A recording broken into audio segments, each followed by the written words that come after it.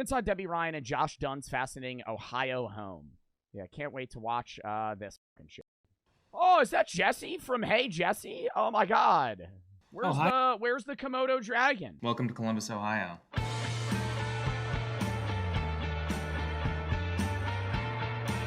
I'm having a dream home in Columbus, Ohio.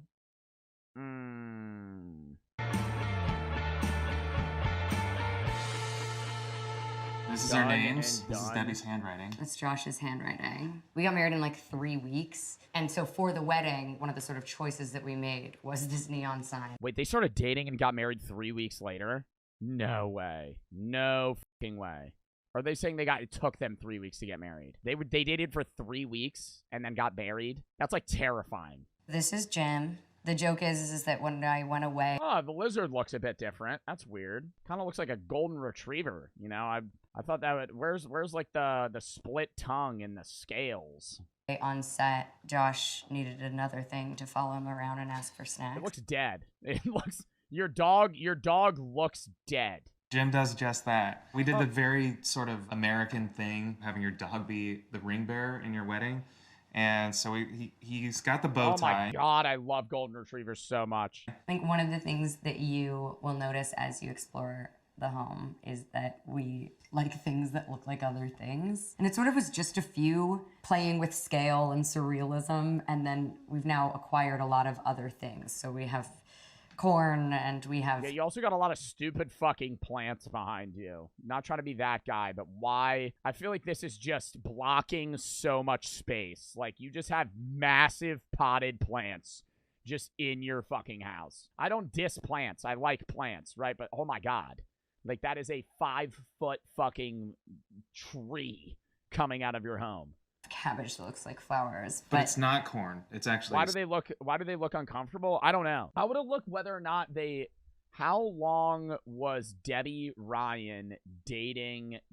Who is his name? What is his name? Debbie Ryan and Josh Dunn have been together for a decade. Then what the fuck were they talking about the 3-week thing? Then what the hell was the 3-week thing? Was their wedding 3 weeks long? Like, what does that even mean?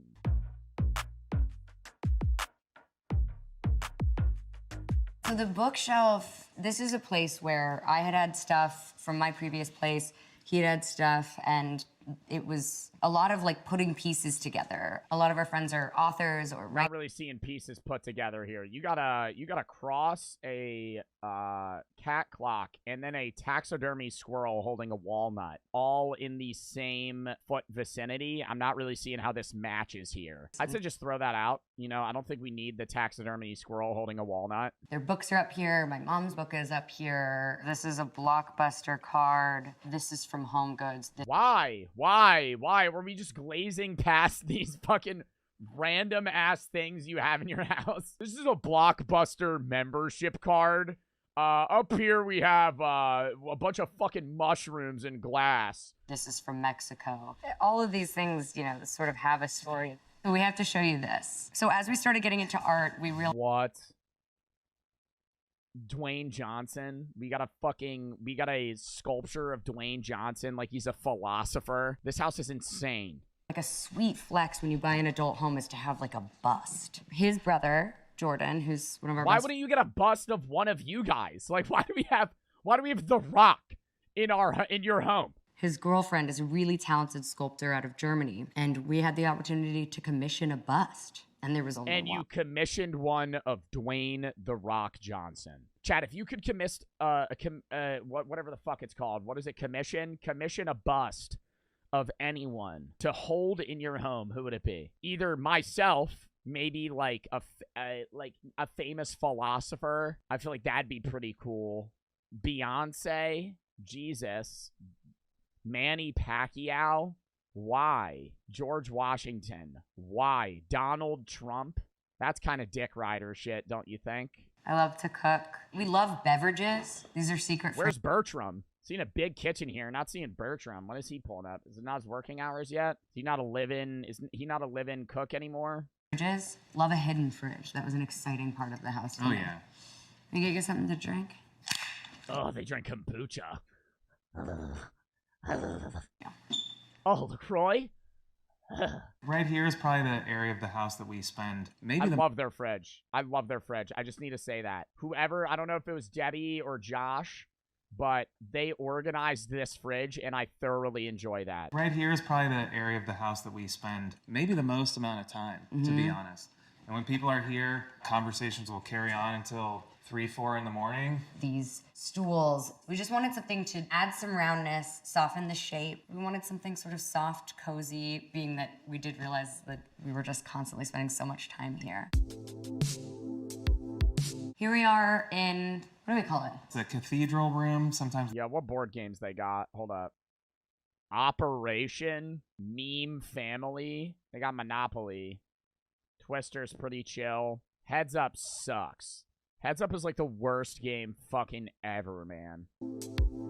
Here we are in, what do we call it? It's a cathedral room, sometimes the sunroom. It's wild. It's actually 26 foot high. Yeah, they take acid here. I already can tell. You got a fucking psilocybin mushroom just fucking painted with a happy face. Yeah, this is the shroom room. Let's not call this the fucking sun room. You guys are taking fucking hallucinogens here. Yeah, this is where I like to just fucking chill. Oh, really? Do you like to fucking trip balls here, too? What the fuck is this? And what do we call it? It's a cathedral room, sometimes the sunroom. Oh, God. The Ohio fucking outlook is just so sad, though. It's just a bunch of fucking dead wood. It's wild. It's actually 26 foot high ceilings. When we first moved here, I think the very first thing that Debbie wanted to do was to get our friend Stabs Mila to come out and mural this room. So we had a huge scaffolding. We were all up there. Debbie got into the brushes and I got some paint out and we were all up there kind of throwing paint on the wall. And then this is lichen. It's the softest, you can't feel it, but this is lichen, which also exists in the moss on our mantle. So the mantles have reindeer moss. It's also local Ohio. I think as long as I've known Debbie, I've known that she loves the idea of a treehouse. So I actually proposed to Debbie in a treehouse in New Zealand. Yeah, and then we've got some of these coasters that Debbie's mom made after we got engaged. What's great about this room is that it sort of is a place after dinner, after s'mores or whatever, we sort of can gather with friends. After s'mores, we gather with friends. People get tattoos in here. We've had people talk themselves back from panic attacks in here. This has been a really special connective place. Yeah, talk themselves back from panic attacks after they're fucking deep into a K-hole, fucking freaking out because they're tripping. And they need to go sit in the panic room with the happy mushroom. Josh wanted a white. Okay, they have a good amount of pillows. I fuck with the amount of pillows they have for how big their couch is. I also love their fucking couch. The wideness of the couch to where you're borderline laying down when you're sitting in the couch, beautiful. You could fit 10 friends on this couch. You could all comfortably watch a movie without being shoulder to shoulder. I also love that there's not too many pillows here. So if I'm sitting on this couch, I don't need to throw the pillows off the goddamn couch because there's not enough room for me to lay down. There's enough pillows to go around, you know? 5 people could lay flat here have their pillows, but they don't got to move any off. And they got so many board games. Is that Cards Against Humanity? The worst game ever. I'll take. Dude, Cards Against Humanity is fun the first 2 to 3 times you play it because you don't know the cards, right? Then you play it for the 5th time and it's like, what ruined tonight's spaghetti dinner? Obama. Adolf Hitler. 2 men aggressively making out in a Burger King parking lot. Jelking. Gooning. Turd burgers. I think I'm going to have to go with 2 men aggressively making out in a Burger King parking lot. This is what we call the game room. In reality, there's kind of games all over the house. This is sort of the dedicated zone for board games, which I'm going to be honest with you guys, I'm not a fan of. He does not like games. At night, you could catch me playing Connect 4 with myself. Yeah, that's just not a game you can play alone. I don't see how Debbie. I don't want to ruin the fun here, but how the fuck are you having any enjoyment whatsoever playing Connect 4 by yourself? That's fucking ass. That sucks. That's the most boring thing I've ever heard somebody tell me. I think when we moved in, this space we had no idea. And so we kind of came up with this idea to put a boxing ring. No, Josh came up with the idea to put a boxing ring. He goes, what if we put a boxing ring in the basement? And I was like, what if we put a boxing ring in the basement? Now that it's here and it's in, it feels like this is perfect. This is an homage to some... Yeah, now we got some chimps drinking fucking Svedka. Yep, I could get behind that. This is an homage to some books and to two of our great accomplishments. I was my school mascot. I'm sure you're familiar with our work.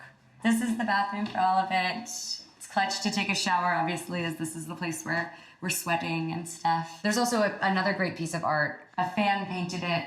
We brought it home from tour. Yeah, I was somewhere in Europe after a festival. It got handed to somebody and then handed to me, and I felt it was just too amazing to leave behind. Yeah, so too I amazing. put it in my suitcase and trekked it along throughout the rest of the tour in Europe, and then put it on a plane, came back home, and it's What a nice gesture. with me ever since. I was like, And Debbie insisted that it got hung. who is she?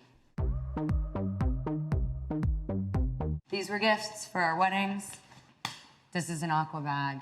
I like it because I think the pattern looks like blood, and it's filled with water like sweat, and it's shaped like a tear. What? Yo, Debbie got a lot trippier since I remember her on Jesse. What? We wanted to create a space that has everything that we would I need. fuck with that erg. That erg looks nice. We got cardio, and also, man, this rowing machine, that'll work your whole body. Yeah, this was already here. Another local artist, Justin Withrow with the Lookout Supply. And then work time.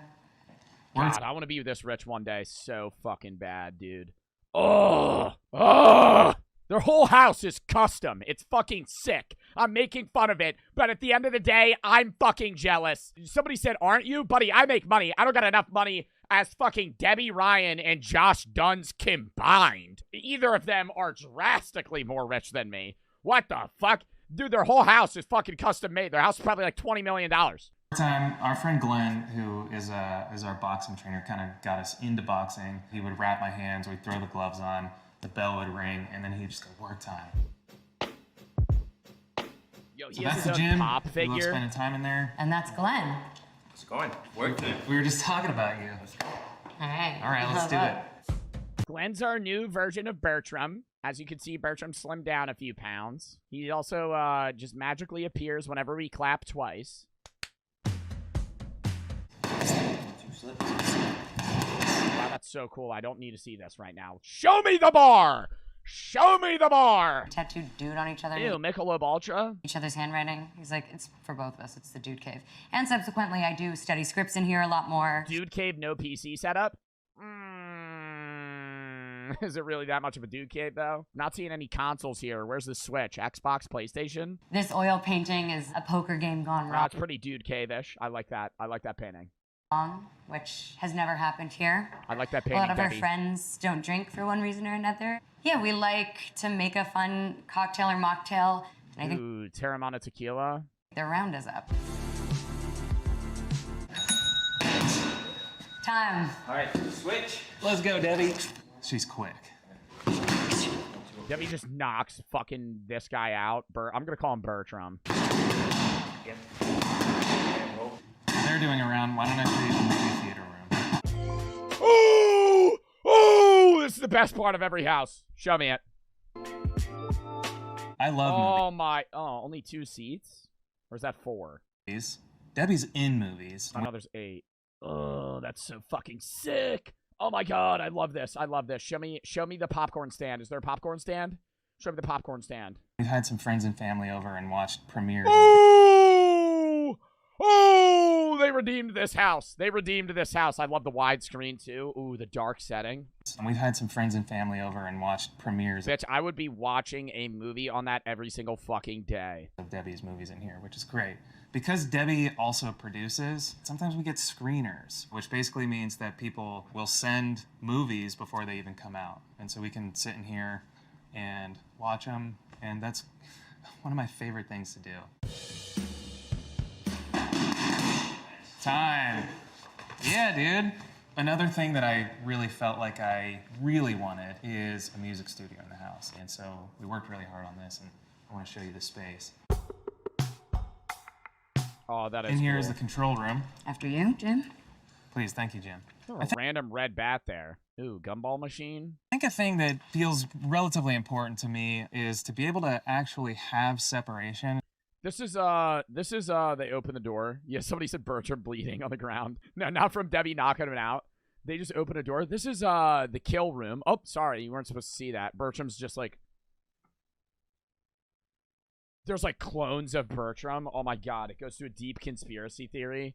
There's like a bunch of like human sacks that look like Bertram running the house, and when they get too old, they kill them and remake them. Recording an instrument, especially like the drums, because if there's somebody sitting here, an engineer or producer, then they can really dial in the sounds without having to hear the drums blasted in their face. We kind of internally, jokingly named the studio the Boom Boom Room. It just was something that we found humorous, but then it turned into something that kind of made sense and we still laugh about, but we've since branded it. God, they have so much millennial humor, though. It gets, oh, God.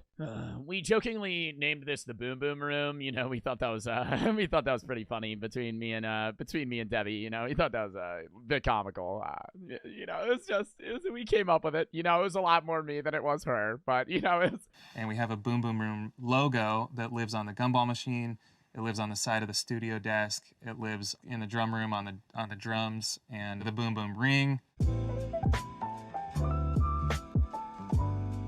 Now, in here is, I gotta say, my favorite room. It's the drum room.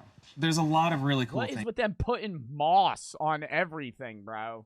things about this room. Number one is that there's a drum set in here.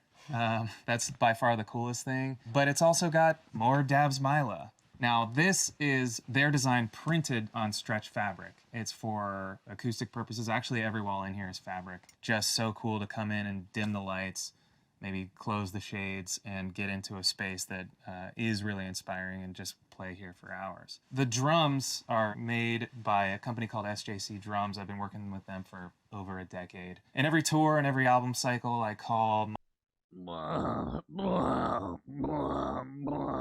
Okay.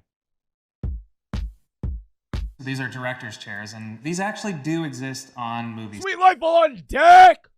Sweet Life on deck! The Sweet Life on deck! That was the shit. I used to play the smoothie game on my grandpa's computer. And a lot of time visiting the snacks. What the hell is Insatiable? Set too. When I booked this, Oh, dots? Nico wafers? That doesn't surprise me. That honestly, you know, normally that would be like an appalling, like me just going. But them, Debbie Ryan and Josh Dunn liking Nico wafers is not that obscene to me.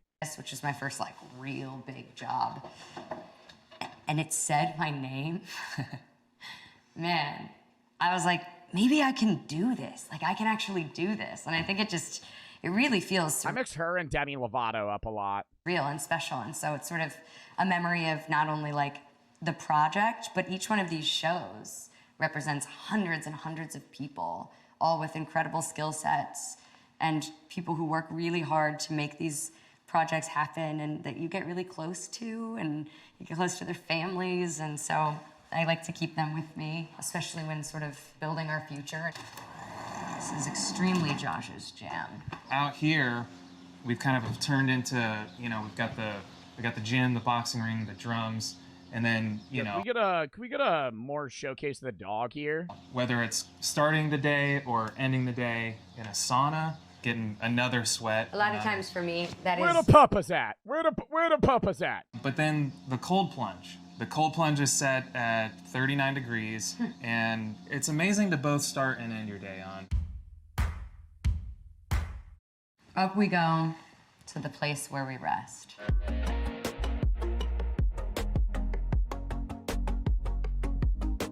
This was our Christmas gift to one another. When we moved here, we started drinking a lot more filtered water. I love those things. I love those things because it shows you the bottle count, and it makes me feel like I'm doing something for society. When I go and I fill my water up at an LK machine, and it goes, bottle saved, and it goes up one, and I'm like, yes. You know, and sometimes you're lucky, and somebody almost filled it up a tick, and you finish that tick, and then you go up 2. And you're like, yeah, I contributed here. We got a filtered water dispenser right outside of our bedroom, and now we use it in the morning and night and all in between. We have currently saved 517 plastic bottles so far. We are Yeah, amazing. that's fucking light work. Nah, it's fucking light work. You give me one of those machines, dude, I would be filling that shit up every day. I'd just be sitting there. I'd be making myself drink water to get that to 99999. Yeah. She sleeps on the bed most of the time in here. This wallpaper was one of the first things that we picked for the home. I like that it was like old school American style tattoos. I love that it said True Love Forever. I loved the idea of going full French style, having the drapes match the wallpaper. And yeah, again, like we wanted some new, some old. These were original. I think maybe we swamped the shade. And then the ceiling fan. It's very Ohio. I think it's an Ohio thing. That was like How the hell is that an Ohio thing? It's a fucking ceiling fan. maybe one of very few points of contention that we ever had designing this house. But I lost that one and I'm glad. It's great for the sleep and yeah. This is us. We were in Paris. Debbie was doing some fashion week. I was doing a festival in France. How many damn what are we doing, a ritual over here? Holy fuck. About to start a house fire with the amount of candles we have lit over here. Holy shit, this is only half the fucking table. Festival in France. And a photographer that Debbie knows named Nicholas, he just kind of met up with us and we spent the day taking photos. And so we thought that one was so cool and so good. We wanted to print it, frame it, and put it in our house. Between that and the like table and sitting area, if you stand right here, you can see exactly 4 nipples, which is nice. It's That's nice true. to see that at the last thing before you go to bed. I was recording and we were in a studio where a guy pulled out his phone and he changed the lighting in the studio. And I was like, how did you do that? And he got me on to just kind of like customization of a mood. And so now I've got a lot of the house really set on timers that dim lights and change colors of lights because I think it's sweet. And so with a touch of a button, it will change the lighting. I don't touch lights touches anymore. Meanwhile, when you're not here, I'm just stumbling around, feeling things, bonking myself on the metal. So that's why I've been really trying to put some round, soft furniture in here. Yeah. Because I'm just When trying are to you ever gonna sit in that chair? Like, why do some people have chairs at the end of their beds? Also, their bed just looks short to me. switch. Fucking sick home though, actually. W video. All right.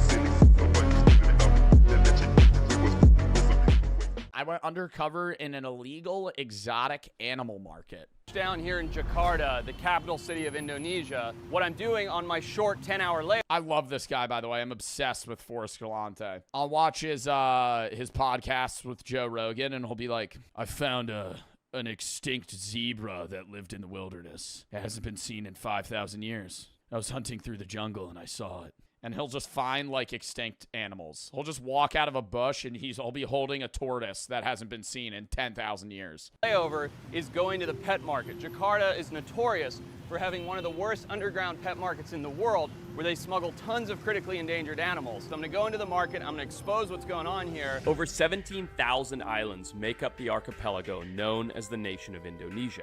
And some of the world's most unique and fascinating species have evolved here, including the deadly Komodo dragon and the increasingly They sell Komodo dragons? rare orangutan. But sadly, some of those rare animals are poached and smuggled from the wild and brought right here, and they end up being someone's new pet, or even worse, food.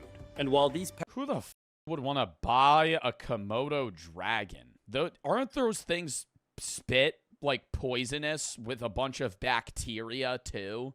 And if they bite you, even if they don't kill you, you'll just die later. pet markets may be legal, they are illegally trafficking protected species. And I can't lie, it's got me on edge. Some of the animals here are unbelievably rare. That's why I'm going in low profile. I'm gonna see how long I can actually spend here and what rare species I can find before we wear out our welcome. Got a I mean, dude, they have a professional camera though. Wouldn't it kind of look obvious that they're like undercover? mangrove cat snake there. That's a really cool animal endemic to Southeast Asia. Really, really beautiful with the yellow stripes and the black head.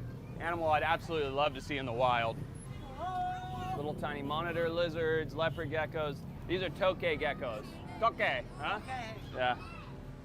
Bites, huh? Yeah. How much are they charging for these endangered animals? He said that's a tokay gecko. If that's endangered, how much are they fucking Like, it can't be that much. Like $50, $100. These are very notoriously mean geckos, the tokay geckos. They're very, very beautiful. Caught in the wild. Bite you, huh? Yeah, it's no good. It's all, I'm trying to be very like smiley and positive. And if these are endangered as well, are these people selling them, just going out into the wilderness and just hunting endangered species so they can capture and sell them?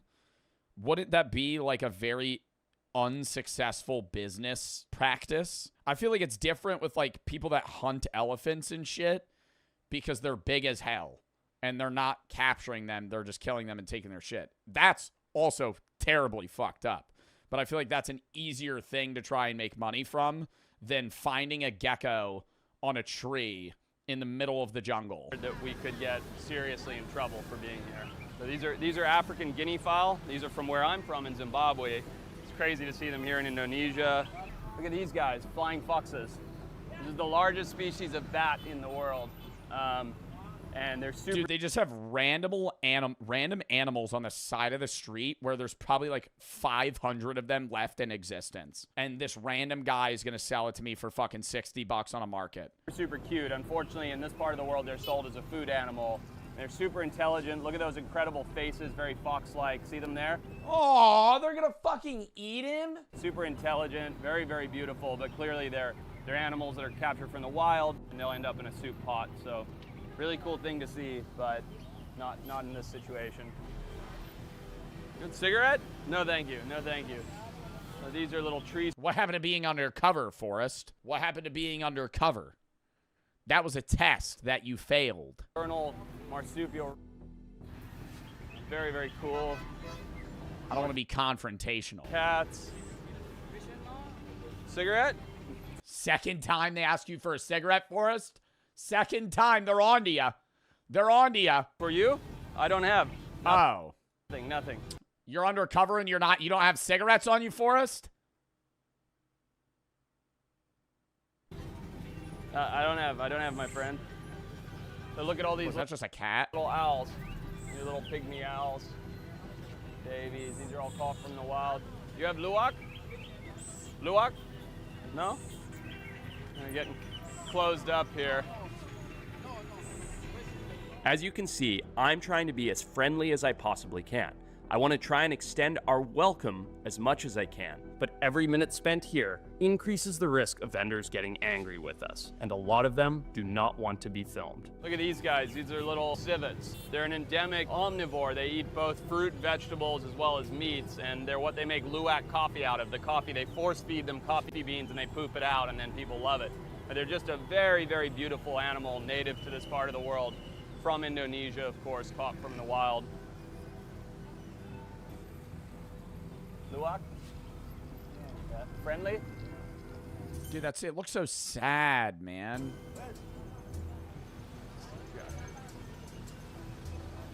Look at these guys over here. You can see the terrible condition these animals are being kept in, and unfortunately, things are only getting worse. Oh, look, here we go. Here's primates. The long-tailed macaque. Wow. Hello, guys. Whose monkey is this? For you? Who's got the monkey? Your monkey? Monyet? So this is really interesting. There's a long-tailed macaque here. This is a monkey that's been caught from the wild. It's being sold for the pet trade. I mean, this is something, it's kind of crazy to see. It's really sad. Like, look at the state of him. See his tail's all torn up. He's got mange. He's very, very defensive. He's very stressed out. And you would be too if your mother was shot and you were pulled off of her as a juvenile to be put into a pet market for trade. And that's exactly what's happened here with the macaque. It's a beautiful creature, but it does not belong in a pet market, does not belong in someone's home. It belongs in the wild. Dude, and I understand that people that are doing this need money and, like, they have their own financial hardships they're going through.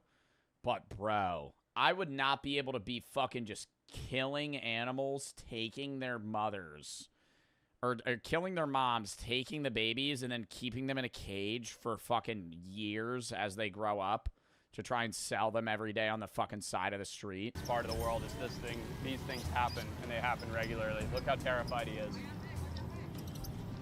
You have a luwak? Can you hold it? What is civet? Oh, his teeth are all pulled out. I see.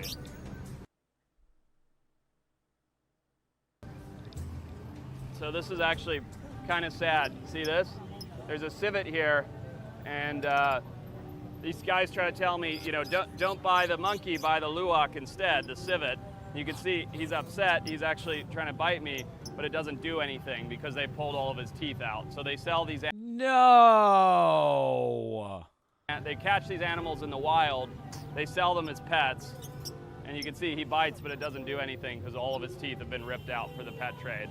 This is a beautiful animal. It should be healthy and happy in the wild, but instead it's sitting here in a cage, upset, biting with no teeth. How much for the monyet? How much? 500,000? What is that in dollars? 500,000. No. $25 fucking dollars, and they're pulling teeth out of animals for fucking $25, bro. Oh my god. I know that would go further here, but that's crazy selling a fucking endangered animal for $20. Oh, it's more than that. Here, I got it right here.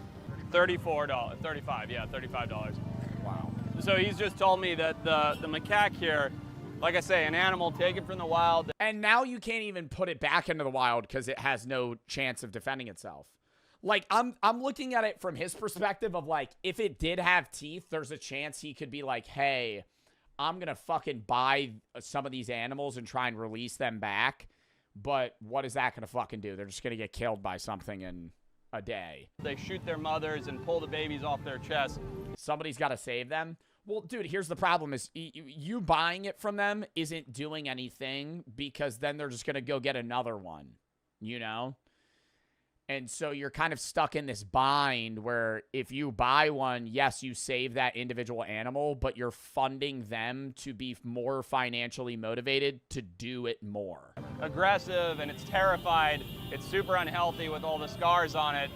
And yet for $35, someone here will take it. They'll put it in their home as an Oh, wait, the fucking monkey's $35? ornament. And that's one less incredible primate in the wild. So it's still really interesting to see all of these wild animals that are here, but I think we should move on before we get into too much trouble. What's his name? What's your name, my friend? What is it? Karyadi? Forrest. Nice to meet you. So I've just met this man here, Karyadi, and he's told me that they have another monkey. If I don't want to buy that one, he's going to show me another monkey, which is back behind somewhere. So we're going to go with him, Mitch, so maybe just stay with me. If it's a fucking orangutan, I'm going to freak out. Let's see what he has over here. Go ahead, Karyadi, go ahead. Thank you. Monyet, huh? Monyet. Yeah, come with us. Just stay on your toes here, Mitch. You can see how much more discreet this section is. There's a ton of rare animals here. Oh, the owls, yeah. And more squirrels, sugar Wow, and they're not even, oh, they're feeder. I was going to say, they're not even cages. gliders. Beautiful animals. Tree squirrels, watch out, Mitch. Okay. The monyet? No? It's about to be some rare-ass monkey. With how sketchy this guy's being on, like, they have to go into a back alleyway to fucking find this thing. Are they shutting us down now? Can he show me where it is just to look? Okay, careful, this is getting a little sketch now. Yeah, dude, I'd be a little fucking nervous that they'd put a bag over my head and fucking put chloroform on my mouth here. You're fucking dealing with some exotic pet trade shit, dude. You're going into an alleyway.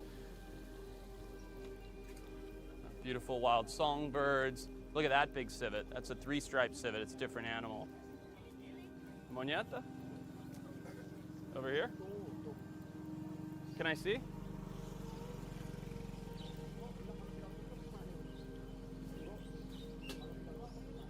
Oh, is he not going to be able to see it with the camera? Like, they're not going to let the guy go back there? Closed? Closed. And the guy's not here? He's gone? What does he say? He said the monkey is, his name is Baruk. Do you know Baruk? Baruk? No. Small tail? Like a baboon? Baboon? Baruk baboon? Oh, it's a pigtail macaque. They've got one here? Any way to see? I need to look that up. I don't even know what the fuck that is. Wow. And they just find these in the fucking jungle. Show. They said they have a small one, so it'd probably be like a baby. See it or no? Impossible? Okay. The house is very far from here. All right, that's okay. Thank you, thank you, thank you.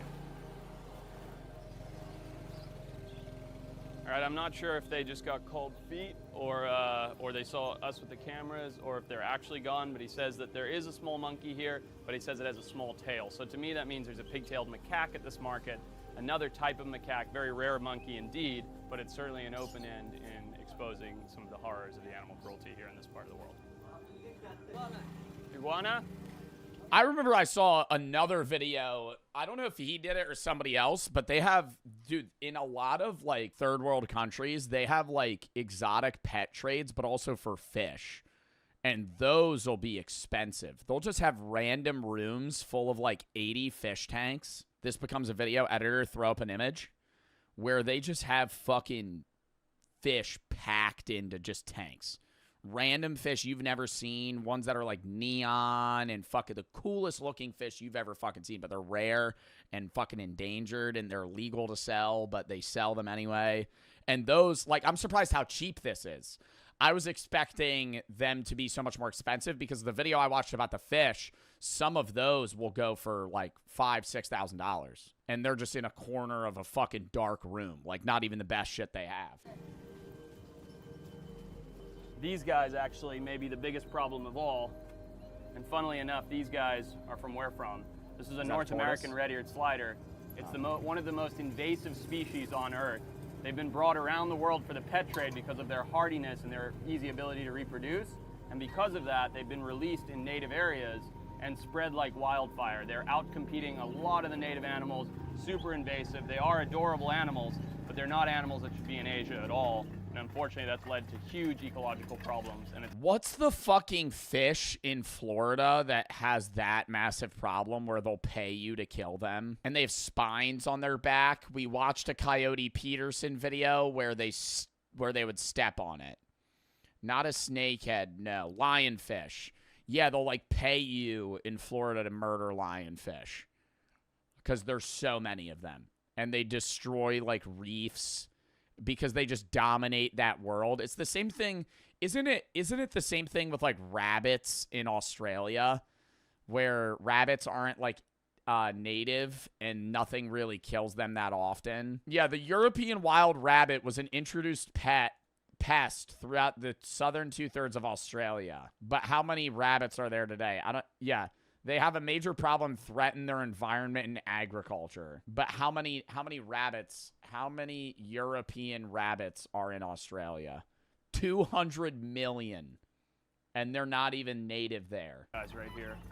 Lots of South American fish species, tilapia from Africa, gouramis from Asia. You know, the exotic fish trade he is reviewing fish. certainly not as harmful to the environment as Oh, yeah, for sure, but it's still. a lot of the pet trade is, but there are some incredible fish here.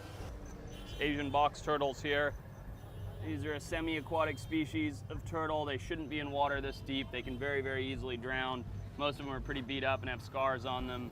They're a sign of good fortune and good luck, and the reason being, they have this amazing yellow stripes on their head, and apparently that yellow stripe in Asia signifies lots of money, good wealth. And so they're very common as a household pet to bring wealth into the home.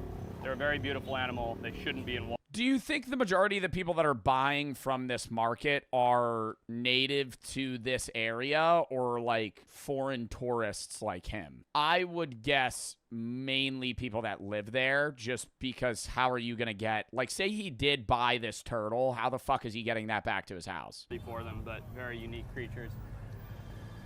It looks like this section here is kind of the wild bird section.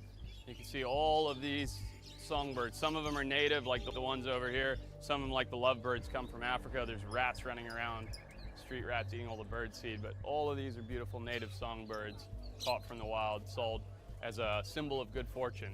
There's actually a thing in Indonesian culture that says you're not a man if you don't have a songbird in your home. So basically everybody here in one of the most populated countries in the world, the 4th most populated country, has a beautiful songbird caught from the wild in their home. These are all flying. Why caught from the wild though? Do they not have areas where they breed them? Squirrels. So these are all native out of the wild. See their little skin flaps between their front and hind legs. They all have mangy diseases and things from being kept like this. In fact, I think, no, he's not dead. That one's still alive. Beautiful animals, very beautiful eyes, but the flying squirrel, can I see it?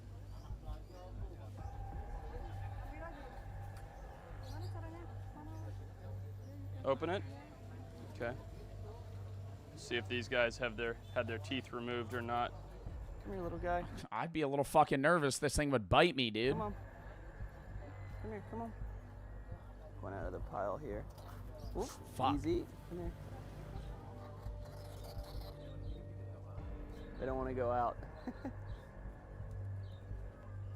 Sorry? Oh my god, they're so scared. There you go. Listen to him, little flying squirrel. All right, buddy. He doesn't like being handled. I'm gonna put him back. Look, an amazing animal. See the flaps of skin between his front and hind legs? Dude, he's trying to All right, fucking all right, all right. escape, He dude. doesn't like Holy being out. shit. Go back to your friends. Poor little thing. Just goes to show you, they don't make nice pets. They're not nice to handle. They're bitey. They're mean.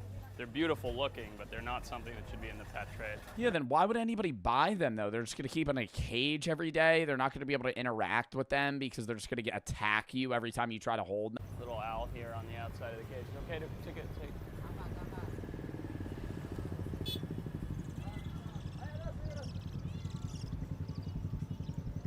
It's a little baby owl. Of course, taken from the wild. He should be sleeping right now in a nest, getting ready for the night, and instead he's sitting here on the side of a very busy road, exhausted, clearly eyes wide open in the daylight, waiting to be purchased to spend his life in a cage in someone's porch as opposed to in the wild. Yeah, dude. And then it's like, what the fuck? Like, it's just like your thing to look at. What's the fucking point in owning that?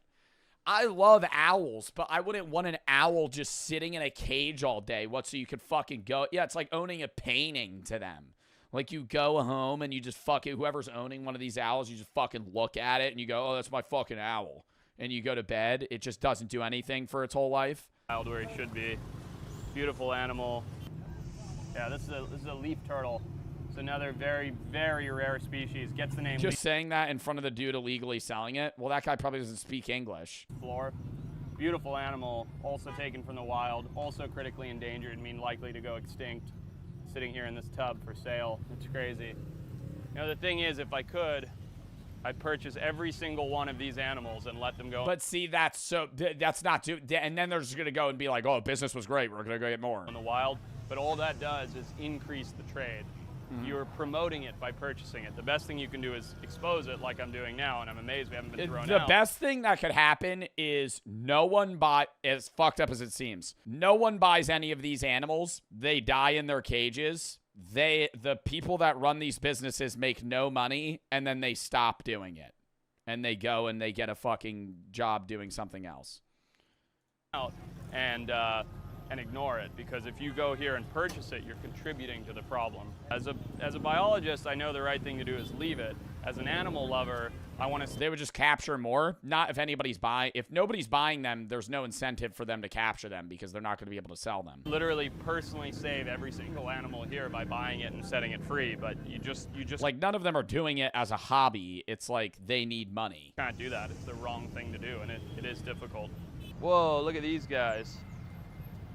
These are little freshwater pufferfish. They're literally the kind of fish that you pick up and they inflate, they puff up. And to see them in the pet trade, I mean, that's really unique. Yeah, here they are in the bag. Look at that. Pufferfish. Riverine pufferfish from the wild. Yeah. That makes more sense to me as something somebody would want to buy, because that's just like, oh, you own a fish tank and you just get a big fish tank and put them in there. Those are mollies. Those are very common in the fish trade in the U.S. But to see pufferfish caught from the wild rivers of Indonesia here in the market, that's very, very bizarre. And they have so many of them. Diversity here is absolutely crazy. It's not far-fetched at all to think that extinct animals would turn up here. I mean, my grandfather found a coelacanth at a food market, a fish food market. This is a pet market where the rarer something He found an extinct fish at a fucking fish market. is, the more exotic it is, the more unusual it is, the higher price it'll fetch. And that's the sad reality of when things become rare, they become more sought after and they become more valuable. So all you can do is check. I was starting to think these vendors had finally accepted us, but just as that thought crossed my mind, things... That's the camera they're walking around with? Oh, hell no. Undercover my ass, bro. I thought you'd have like a fucking glasses camera, bro. You got a fucking movie camera behind you. Undercover? What, they were gonna be like, bro, what are you filming, a documentary? What the hell is that? That's like a $40,000 camera. Crossed my mind, things started to shift, and they were getting a little annoyed. And it was clear we'd outstayed our welcome. So there seems to be a bit of a problem now. Okay? No? No. No? He doesn't want... No? No? He's kind of pushing us out. All right. No. Back up a little, Mitch. Bro, they have like 4 cameramen. They see your face. Can we I'd leave. I would leave. take pictures? Picture? No? No? No? They don't like it. All right. Okay. Well, no what? No camera? Can we to see them on yet? No? You don't want us to take picture? What about of the snakes and things? No? What problem? What? All right, so we're getting kind of shoot out everywhere now. Okay, we're being shoot out. I'd start getting mad as shit. Oh, no. That kid looks the same age as me. Well, what's the fucking problem? You don't like that I'm filming your stupid puffer fish that are $20 that you're fucking stealing from the rivers? Now, everybody's kind of caught on to the They fact already fucking filmed everything. that we're here and that we're filming, even though we only have a skeleton crew with 1 camera. We're being, okay. They've caught on to the fact that we're filming. Forrest. They've caught on to the fact that we're filming. You got a homie wearing a back brace to hold up that 80-pound camera he's holding right by your face. What the fuck you mean they did? They caught onto the fucking cameras. Okay, we're being chased out now. Nobody wants to show us anything. So we got in, we managed to see a lot, but we saw a lot of other very interesting things. And most importantly, we exposed the Should have taken that cigarette. reality here of these pet I'm telling you, if he gave that guy a cigarette, he would have been good. markets and how things are poached out of the wild to go into people's homes. That was an interesting video.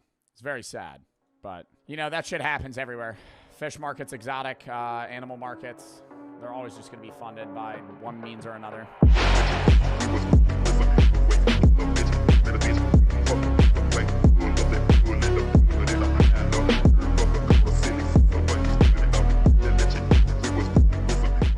Hello, everybody, bloody good. How's everybody doing on this fantastic fucking Friday, everybody? Chat. I have a whole presentation that I made for if I was the Hunger Games game maker. We're starting out stream with a fucking presentation. We haven't done one of these since the Disney Sniffer, okay?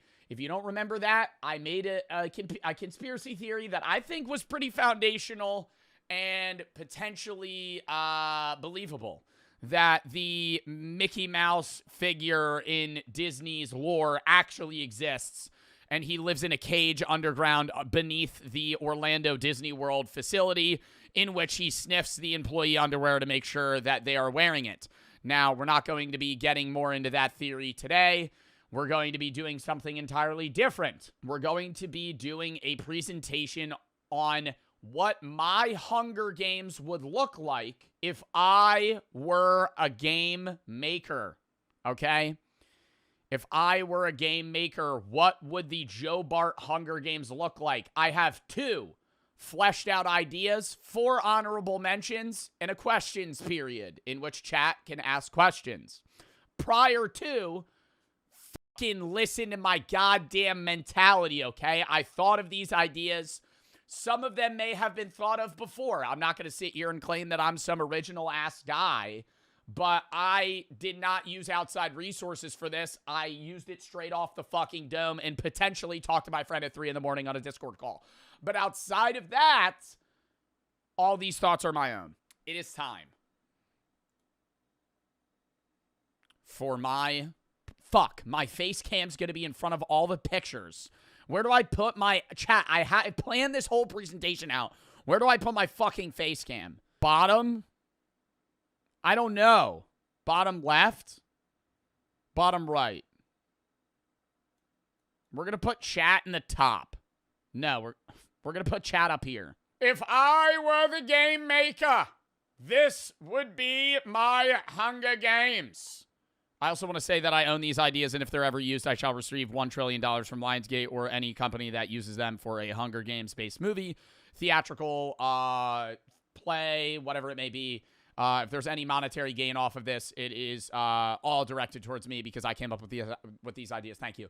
Okay, anyways, starting it out. If you also, I didn't really, if you've never seen the Hunger Games, this is going to make no sense to you. But for the people that don't know, the Hunger Games is basically a move. Do I really need to explain what the fucking Hunger Games are? Nobody that hasn't seen the Hunger Games is going to fucking watch this. No, I don't need to explain. You know what the Hunger Games are. If you don't know what the Hunger Games are, figure it the fuck out. You've been living under a rock for the last 10 years. Type locked in. Also, I'm covering my face. That's me. I don't know why I included that, but I wanted to. Anyways, these are my games. If you haven't seen Hunger Games, you don't know what it is, fuck off. You're not going to understand anything that I'm talking about. Idea number 1. Lifelink. Now, this one I have been chefing up in the works, right? While I'm lifting at the gym, I'm thinking about this. Now, basically, the premise of Lifelink is that 2 winners will always exist, okay? If you've seen the first Hunger Games, spoiler alert, that shit came out 10 years ago, so if you haven't seen it, fuck off. Katniss and Peeta win together. They're not supposed to, right? They both threaten to eat, like, these berries that are poisonous, and then the game maker basically just allows them to win because there would either be... It's better that there's 2 winners than no winner. I like the idea of Lifelink, primarily, number 1, because there's always 2 winners, and that motivates people. But number 2, it makes the games more interesting. Now, what Lifelink is, if you're reading the PowerPoint, is that both players are linked, hence the name Lifelink. So if one dies, the other dies, right? So if you, and the person you're linked to is the other person in your district, right? There's 12 districts, 13 if you look into the lore, but 12 that participate. And every district has 2 players.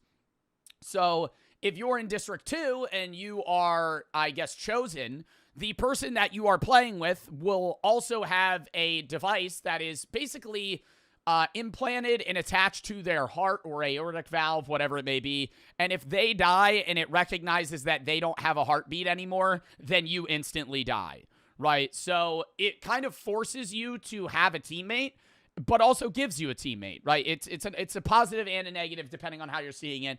There are a lot of downsides and a lot of upsides. We're going to get into that. This is just the first slide, right? I know some of you might be thinking, oh, what if I got Rue? What if I got Rue? Oh, shit, I would lose. Yeah, you're right?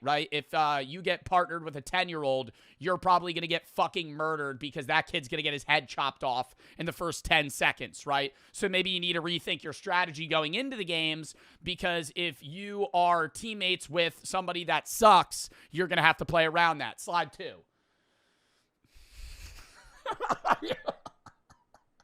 The holidays are meant for giving. It's a time of year where people spend more money than they do the rest of the year, and giving is great, but so is getting something back too. And that's what the Upside app is for, the sponsor of today's video. With the Upside app, you can get cash back on everyday purchases to places that you go very often to. There are over 100,000 different gas stations, grocery stores, and restaurants that are on the Upside app, and cashback is always around the corner. People can earn 3 times more cashback with Upside than any other product, and the app is free. The Upside app has helped users earn over $1 billion in cashback all time and helps users earn over $1 million each week. I travel a lot for content. I use Upside mainly at gas stations because I'm on the go all the time, but I also use it for restaurants when I'm out and about because I'm not going to be meal prepping and planning out grocery shopping as I normally would when I'm home. Upside helps me earn that cash back at any qualifying business that I go to. Upside has given back over $1 billion to its users. To find out what you could earn, download the free Upside app and use promo code JOEB to get an extra 25 cents back on every gallon of your first tank of gas. That is an extra 25 cents back on every gallon on your first tank of gas using promo code JOEB. Thank you to Upside for sponsoring this video, and let's get back into it. I liked this image. I tried to find something where there were people that were combative with each other, and I couldn't really think anything outside of 21 Jump Street with Channing Tatum and Jonah Hill, so that's what we went with. Why this would be very cool, right? Higher motivation and morale, right? Similarly to the first games, right? It feels a lot better when you're not the only one making it out of it. You have a little more motivation to survive, not only for yourself, but for somebody else, right? And it breeds new attack and defense strategies, okay? And it also, this is another point that I wanted to make. If you look at the third bullet point, it reduces the loser-ass fucks that play for the games for their entire life, right? Kato, or what was his name in the first one? Kano, what was his name? The blonde guy in the first one. Kato. Yeah, Kato was a loser, right? Kato was, you know, if you don't really know the lore of Hunger Games, the people in the higher districts are really rich. They're not so rich that they live in the capital, but they're well off. And a lot of them train their entire lives to be in the Hunger Games, and then they just volunteer, right? Instead of even being picked like people in District 12 are. Like, they want to, yeah, they're career Hunger Games people. They want to be in the Hunger Games and win for glory, for money, whatever the reason may be. And it removes that because all of these people that are in District 1, District 2, District 3 are training for themselves, okay? They're training on how can I survive. Yes, they're still going to carry over the capabilities they have as an individual to kill, right? Just like an MMA fighter would still be really good in hand-to-hand combat, but they're going to get the ball dropped on them 3 days before, right? They're not going to know that this is lifelink until, like, right when the event starts. Now, yes, the higher district people are probably still going to be at an advantage like they already would be. You can't really get rid of that because both players in each district are going to be probably pretty well trained. But it evens the playing field a little bit, right? Not to the point where, you know, it's full even, but it helps somewhat. If my lifelink partner dies, how would I die? Would I just get murdered? No, they would implant a device into your heart or next, kind of like a pacemaker, but like one that would kill you instead of keep you alive. So it would have a device that reads your heartbeat and your heart rate, and if it stops reading your heart rate, it gives you a heart attack. So you would just die on the spot. And I also want to say you can't do some baddie or whatever fucking bullshit. You can't be a coder and hack it, okay?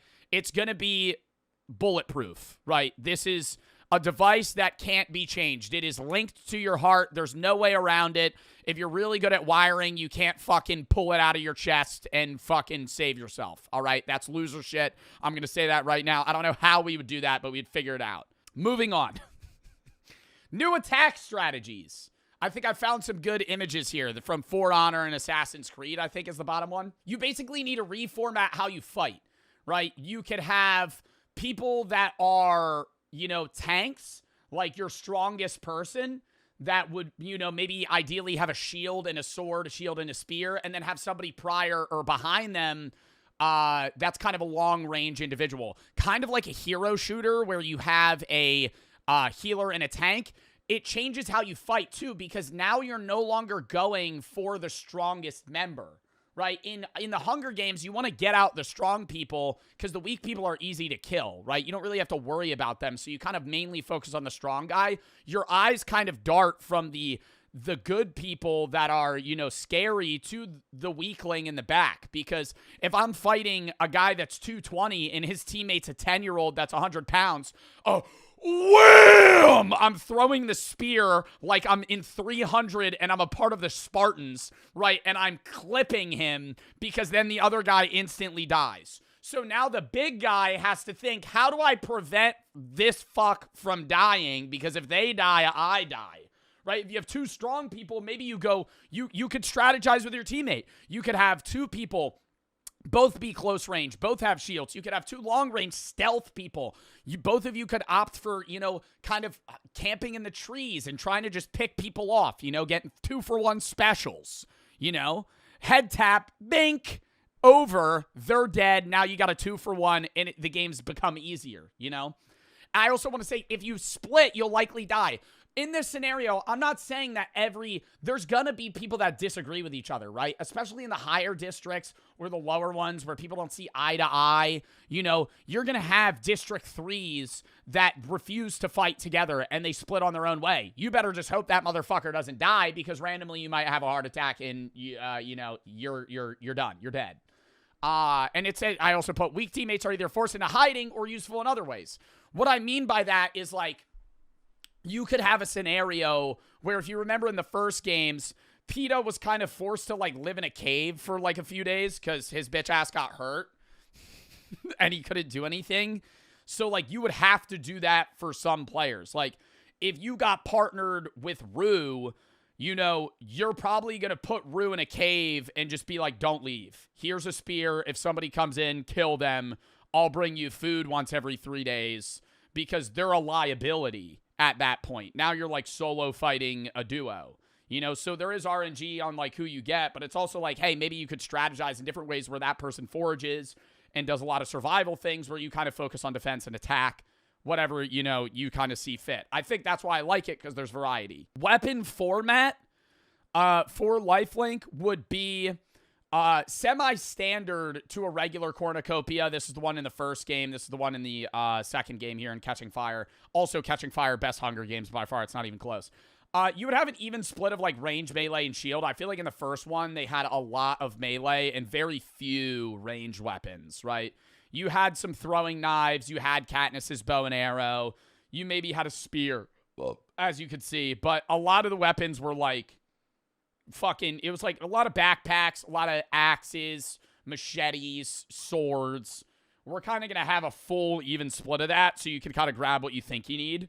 And then I also put fighting gladiator style is kind of ideal for the tank. You kind of want something that you're able to block ranged weapons and close range weapons with, but also have something that kind of gives you reach. And then range is more stealth. You don't really need one of each, but I would personally say it would make more sense to have both. That's what it would be, right? You would kind of have an even split, similar cornucopia. I don't think I wouldn't keep it looking like this. Honestly, I think I like the more open format. Kind of remove the cornucopia look. You could call it the cornucopia, just kind of have it be mid. Kind of like an MC Hunger Games where there's just kind of chests surrounding. I kind of want an equal grabability for everybody. The map I just kind of picked a bunch of imagery that I would ideally have the playing field to look like. Think of like northern New York / less hilly Vermont. Semi-cold, warm maybe in the 50s, 60s during the day. At night, it might be down to the 30s. You kind of need a fire. There's a lot of forestry, a lot of trees that you could hide behind and fight behind, but also a lot of like open plains. An abundance of water. I'm not really having this games be something where it's like people are just constantly starving and dehydrated to death. You want good fights, The people in the capital fiend for a good death. And a good death is not dying of dysentery. A good death in the Hunger Games is getting your head chopped off by a trident with somebody throwing a net at them from behind, So I think that would be the map. There would also be some structures. Like, this isn't just here for shits and giggles. Like, there would be a barn. There's areas. I feel like in the Hunger Games, it's all just nature. We're removing that. I kind of want it to be kind of like a PUBG aspect. Not really modern housing, but a lot of rundown shit. Stuff that's been abandoned for 30 years. There would be bridges. Kind of places that you could post up for shelter if you needed to. Maybe you would find some gear as well. You could scatter some shit. Maybe some Band-Aids in a drawer or something. I don't know. Potential addition. This one's kind of up in the air. I was, kind of talking to the council about this one. I don't really know if we would include this for Lifelink games. But think of like national treasure traps. You would have or like an It Takes Two type puzzle. You would have scenarios where you have to either solve a maze or step on right pressure plates in the right time, and you have to work together. And if you fail, you'll die. You know, there would be like poison arrows that shoot out of the wall. Some shit out of like, an ancient Egyptian like tomb that's being guarded by a trap or something. Something on the lines of that you would kind of stumble upon. There would only be 3 or 4 in the whole map. But the reward would be great. You know, failure equals death, success equals great reward. It's a real risk reward. Yeah, Indiana Jones, stuff like that. It's a real risk reward factor. If you win, there's no, like, it's not something that's predetermined, okay? That's what I like about this too, is if you succeed, you don't know what you're going to get. The game makers know what you're going to get. So they're going to give you what you need most. Instead of a sponsor dropping you something and then that helping you out in the games, it's going to be more like, hey, you're fucking bleeding out. We're going to try and do this. And if we win, we'll get like a healing serum like PETA had. You might need weaponry or food or certain items, and it helps you out in that way, you know? All right. Idea 2. Wait, actually, let's go back. Do we have any questions? Any questions? Thoughts, concerns, questions. Are we liking that idea? Does it sound good? I think it's fucking sick. What about mutts? We're not gonna have mutts in that Hunger Games. I would caution you to wait for this next second idea. I would caution you to wait for this next second idea. You'll like the second one. You'll like the second one. Anyways, yeah, no. That one, I don't know. That one I feel like is pretty basic, but you could have a lot more dialogue. There would be a lot more sappy scenes, you know, trying to keep each other alive. You might hide your injuries from your teammate because you don't want them to think that you're going to die. Stuff like that. You know, you're kind of forced to work together. There's a lot of more camaraderie that goes into it. You know, if a good teammate's a good team. Will there be any crazy background trauma that makes just one player really shitty and then kills them off right away? I think, okay, I don't know if I'm saying... This is kind of what I'm putting forth as a games maker for Hunger Games. I'm not going into, like, the cinematics of we're going to draft one guy that's really unlikable so one person fucking, you know, takes themselves out to kill the other guy. Would there be a scenario like that? I don't know. Maybe, probably. Out of 24 contestants, there's probably going to be one team where they're like, fuck you, and then they just fucking kill him and then die as well. You know, I can't say whether that would or wouldn't happen. They should be able to pick their clothing before they see the arena. Ooh, you're saying they should have to pick their clothing? Like they don't know what they're going into? I feel like they would just all be geared. That's a little cheap. They would all be given the same stuff. You want the playing field somewhat even. And then there would be people trying to cheat and fold their way through to figure it out before it actually happens. No. Ooh, do you think, though, actually, this is the question. If the lifelink games were real, do you think you should tell them days before or, like, when they're in the tube getting lifted towards the ceiling? Like, hey, by the way, you have a device that's in your chest that if your teammate dies, you'll die. In the tube. I like that. Because I think that's like, well, fuck, whoa, what? You know, you're like, in the tube, you're told that you get out, you know, you're up, and you're like looking at your teammate like, you know, now you're thinking, do you go to the cornucopia? Now you're playing, you're like, you have everything mapped out in your head. And then in an instant, it's like 1,000-yard stare. Fuck. What do we do?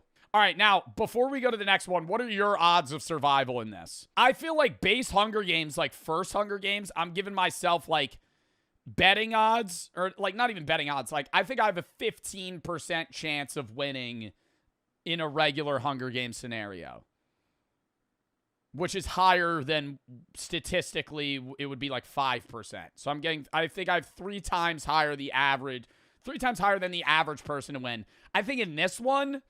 I think I would do better. I think I could strategize like fucking crazy, chat. I would kill their backline so fast. I would dead ass ignore. Maybe not. I would say I'm going to frontline. I'm going to fight the big fuck. I would tell my teammate, yo, run around and strangle his teammate. Run around, because it's always guy, girl, right? So if I'm the dude, I'm going to go, yo, I'm going to try, or actually maybe reverse. I'd be like, you distract the guy. I'm just going to fucking spear that person to death. And then we're going to fucking live. If you're in lifelink, your teammate was a 12-year-old disabled person, what would you do? I mean, bro, they're not going to draft somebody that's physically incapable of fighting. You can't put me in that scenario. I'm not doing that. They would? They wouldn't. They wouldn't. Oh, they did. Oh, they did, though. Oh, my God, they did, though. No, they did do that, though.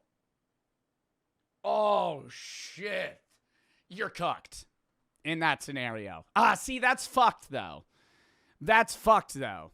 What if they're autistic? I'm not thinking that. I'm thinking, like, physically disabled to where, like, my teammate has one arm and one leg. And now, like, they're not going to do that. I feel like there would be rules.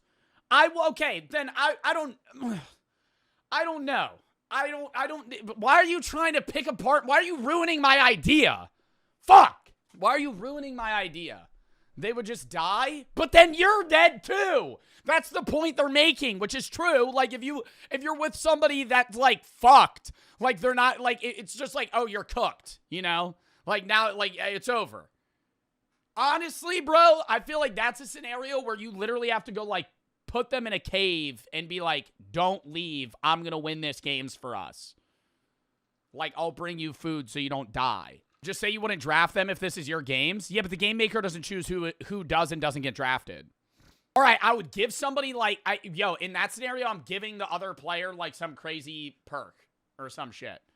Like Katniss and PETA. I gotta say, side rant, PETA's presentation to the rich people that are determining whether or not he's gonna get like fucking sponsors for the games was so stupid, and they made it seem cool, and it was so lame.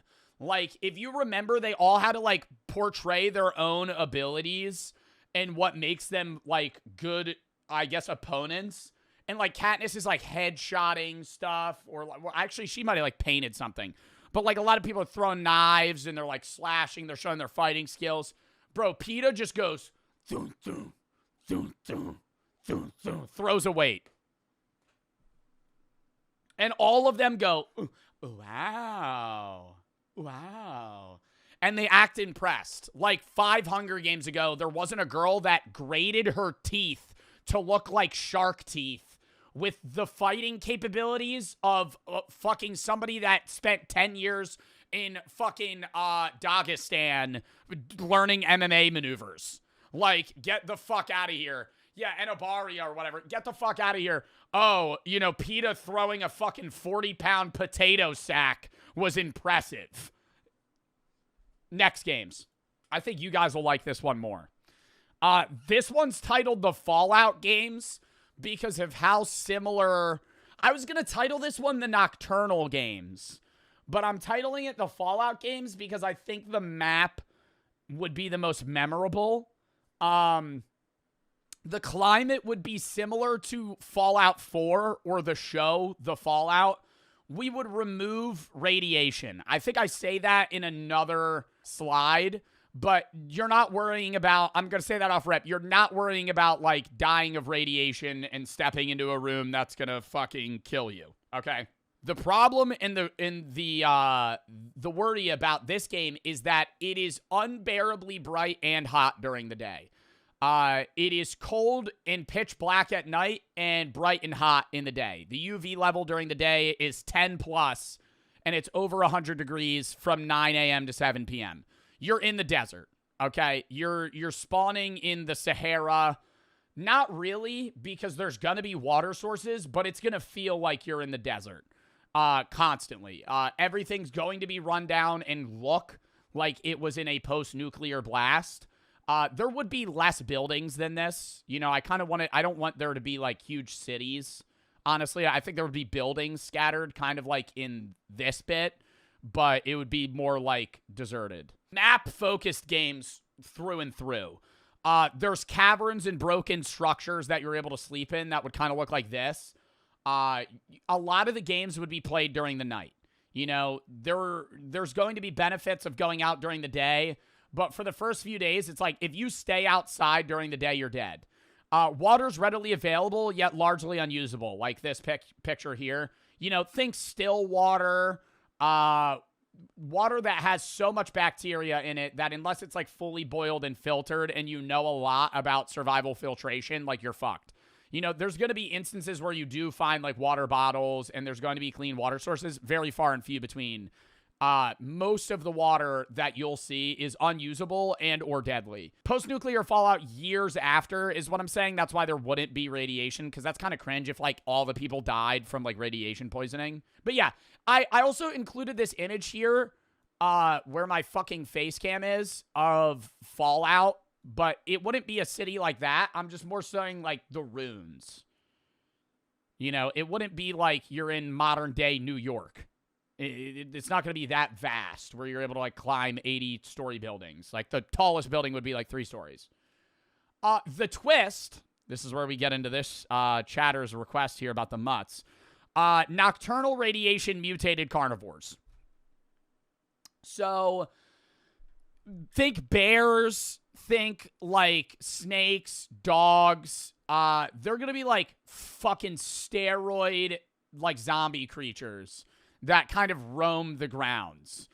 But they're not computers. They're not robots, right? These are real animals that are also seeking survival, shelter, and food. So that's where the conflict is that these animals also can't go out during the day or don't want to. So the shelter that they're seeking is also the shelter that you're seeking. So if you go into a cavern and you're like, thank fuck, it was so hot, I can relax here, you might have a mutated bear waiting to kill you, right? Or at night, when you want to venture out, is when they want to venture out, and then they're going to be looking for you. That's when the animals seek you out as well. I also have this creature here. This isn't really an animal, but something like really creepy, you know? Like, it would be like you're in a horror game at night. Horror game at night and just, like, horrible during the day. The strategy is obviously go out at night because that's when you're going to be able to, I guess, adventure the most. Because during the day, you're going to get severe sunburn. You know, you might die of heat exhaustion or dehydration. You don't really want to be active when you're going to be losing a lot of your energy. So you want to go out at night. The problem is it's pitch fucking black. There are no stars. There is no moon. It is dark. It is it's the dome, remember? The dome that they're in. So there is a border. We're not going to have fake stars, fake moon. It's nothing. So it is pitch black. Cave level, darkness outside. So you're going to have to find ways around, maneuvering through where you are. And so the best thing that you're going to think of off rip is probably fire. And fire's awesome, but I wanted to just use this as an example. When you're going to stick out like a sore fucking thumb. So fire's going to help you move around. It also might help you fend off animals, but it's also going to be a fucking beacon to other players of where you exactly are. I also wanted to say it's advantageous to risk going out in the day because you might be able to like loot the runes before other people. You know, stuff's going to get taken quick. There's probably going to be pretty good items that are placed in the runes, in the buildings, in these areas that are, lootable, and they'll go quick. So you kind of want to go out during the day, maybe risk it to, kind of reduce player-to-player contact, but also increase what you get.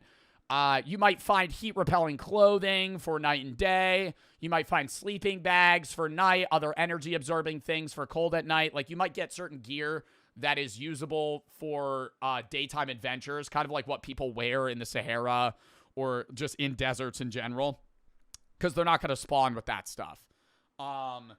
Incentives. This is where it gets really weird. You get supplies for kills. So it promotes you not being a bum-ass camper. If you remember in the second movie, Catching Fire, there were 2 winners that won previous games from camouflaging themselves and doing nothing for days until their opponent starved. That's stupid as fuck. So we're going to make you OP if you kill people.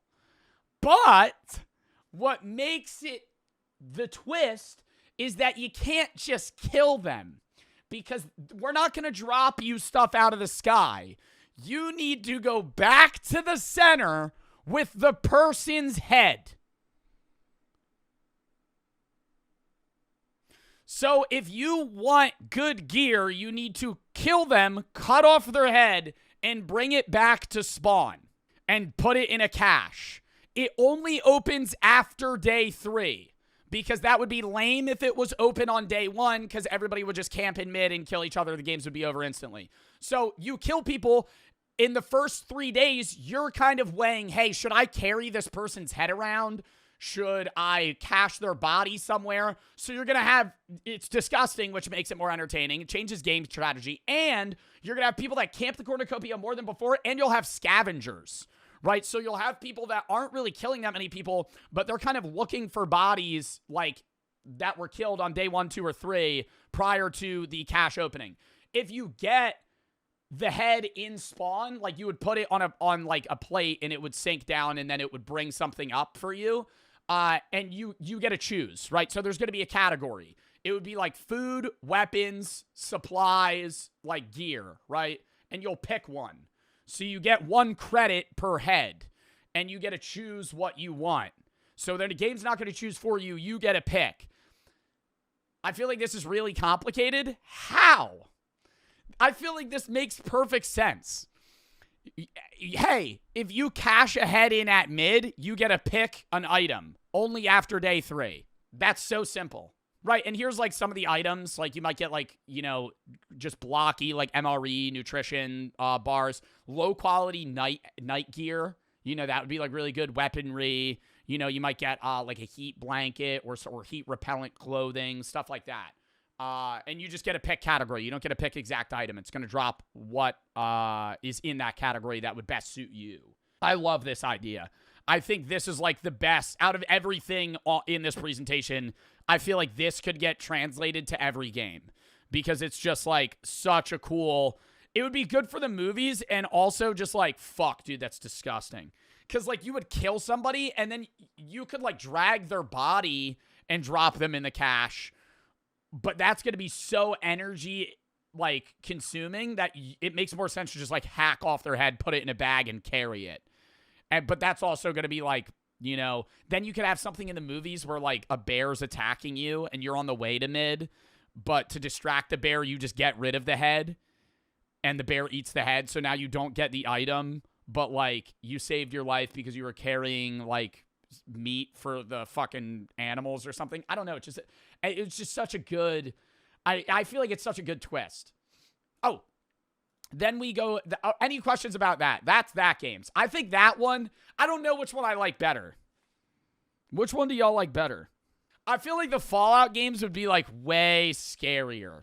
The fucking lifelink one is like a cool idea, but I think the second one's like fucked. The second one's like, damn, dude, you're gonna have people that are roaming around collecting people's heads to try and fucking cache them in mid so they can get good items. Because if you get night vision, bro, you would be like fucking set. Like, that would be awesome. Or you could have counters. Bro, imagine in the movies somebody has night vision and you have a flare gun. And if you've ever worn night vision goggles, light with night vision is so bright. So you just like shoot a flare right into their face and now they're blinded. You know, oh my God. Like, it would just be cinema. Anyways, I have honorable mentions. Literal Hunger Games. Not enough food for anybody to survive. Short games, people eat each other. Cannibalism. I didn't really flesh this idea out, but it's like, hey, there's gonna be food, but it's like not enough for anyone to survive. There's like no real big game. There's not really animals that are like out and about. It's kind of like a few berries and maybe like squirrels and stuff that could like sustain you for a few days, but like most people would starve to death in like 2 weeks. So you're on like a ticking time bomb. This game would be like 3 days long. 3 days long, or people are going to start eating each other. And that's really when it gets like, you know, fucked or interesting, depending on how you see it. Random number 2, OP games. You remove mid. So you don't spawn at a cornucopia. You kind of spawn randomly around the map, equal distance to each other. And you are given the best 3 items that are suited for your survival needs. You don't get to choose them. They're just given to you. So you'll come up from the spawn in front of you. There are 3 things that are really good for you. You know, so if you're somebody that's like strong and combat intensive, you're going to get a weapon, you know, maybe something to start a fire and like food. If you're good at survival or like tech stuff, you might be given like wiring kits and base like, you know, copper stuff that you're able to use. Like, it really depends. And you got to think, why would they give me these items? What is the reasoning behind this? Sleep deprivation games. This is kind of like the Russian sleep experiment creepypasta. There would constantly be just an invisible gas in the entire arena that you can't smell, but it makes it impossible to sleep. So not only are you not sleeping because you're nervous, you're physically unable to sleep. So it's like the first 2 to 3 days are very normal. You're just tired, you know, but you can't sleep. And then after that, it gets more interesting because you just start fucking hallucinating. I also included an image of somebody yawning. So if you wanted to gauge, you know, maybe this guy's a little eepy. That's how you would feel. And then the shroom games. You just give everybody copious amounts of hallucinogens. You never stop. Like as they're coming up, you just give them, like, you just stick an acid tab to their back, you know, and you just go, good luck, bang. And then you fucking, like, send them out so that everybody's freaking out, you know. Probably some very interesting interactions there if everybody's just tripping the whole time. I think that might be it. That's all. What are we thinking, chat? What are we thinking? I feel like I came up with some pretty good fucking ideas. I didn't, like, spend crazy amounts of time on it, but I will say, like, the last 3 days, I've just been, like, every other hour, I'm just like, damn, what else would be? Oh, my God, I have one more idea. I thought of it today. I thought of it today. Secret Assassin. Kind of like the game that people play senior year in high school. You would start the game with the name of somebody that you're supposed to kill.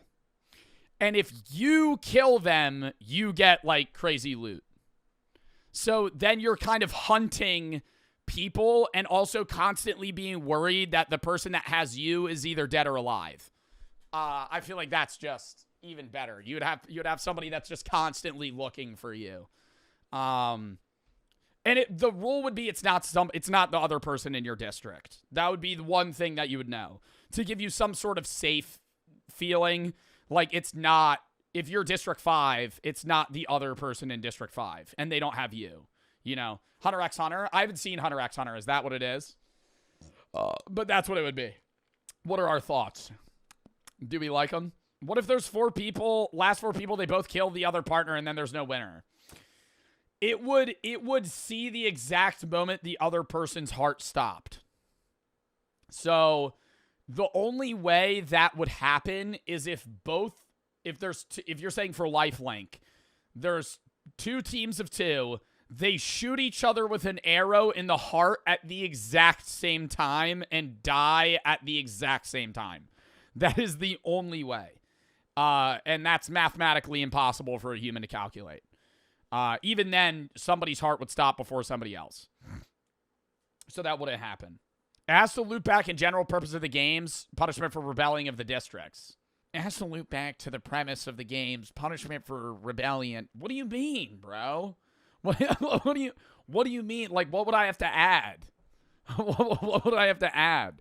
punishment for rebellion? I think having to cut your friend's head off and bring it to a fucking cornucopia so you could get good loot is probably pretty good punishment for your parents rebelling thousands of years ago, 100 years ago, whatever it fucking was. Aren't you dead only after your brain stops working? Oh my God. It would be off your heartbeat.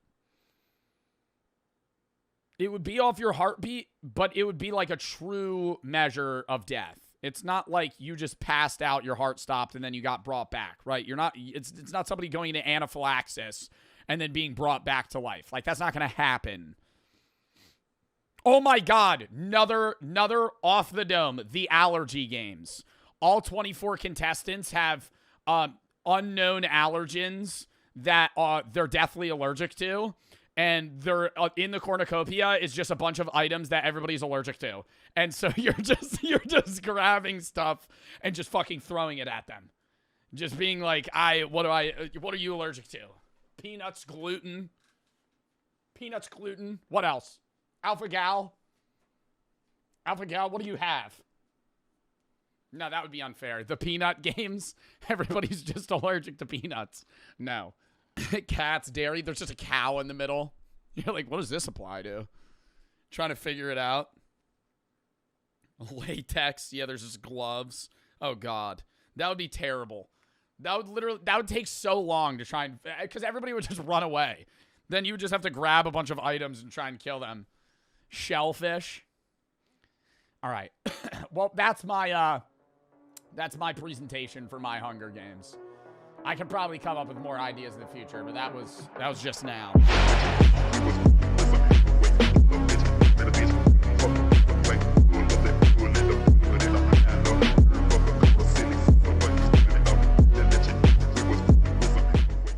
The weirdest hoax on the internet. It's 2012.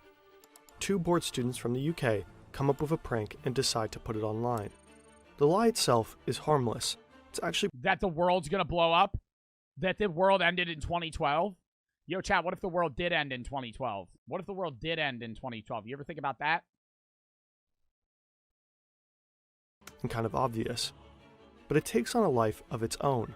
The whole thing blows up and escalates into what might just be the biggest lie on the internet. Oh my god, is it actually the 2012, is it the world's gonna end 2012 series? School presentations, museums, and TV shows start picking up on it. For years, the two students are is it like a food lie? just sitting at their computers and watching their prank escalate further and further. Their lie even gets close to making it on the British £50 note. This was such a small lie on the internet, and it blew up into such a big thing. What is it? Chat, take your guess. Take your guess. It was gonna be doing something with British currency. It was a lie. It was a lie. It had to do with British currency. No idea. And it was going to be put on a note. A fake president. A fake king. They started Brexit. No, I don't think they started Brexit. Went much further than we ever imagined. How could things go so far? How did the two friends manage to create a lie believable enough to last a decade? And how does it all relate to the inventor of the electric toaster? What? The electric toaster?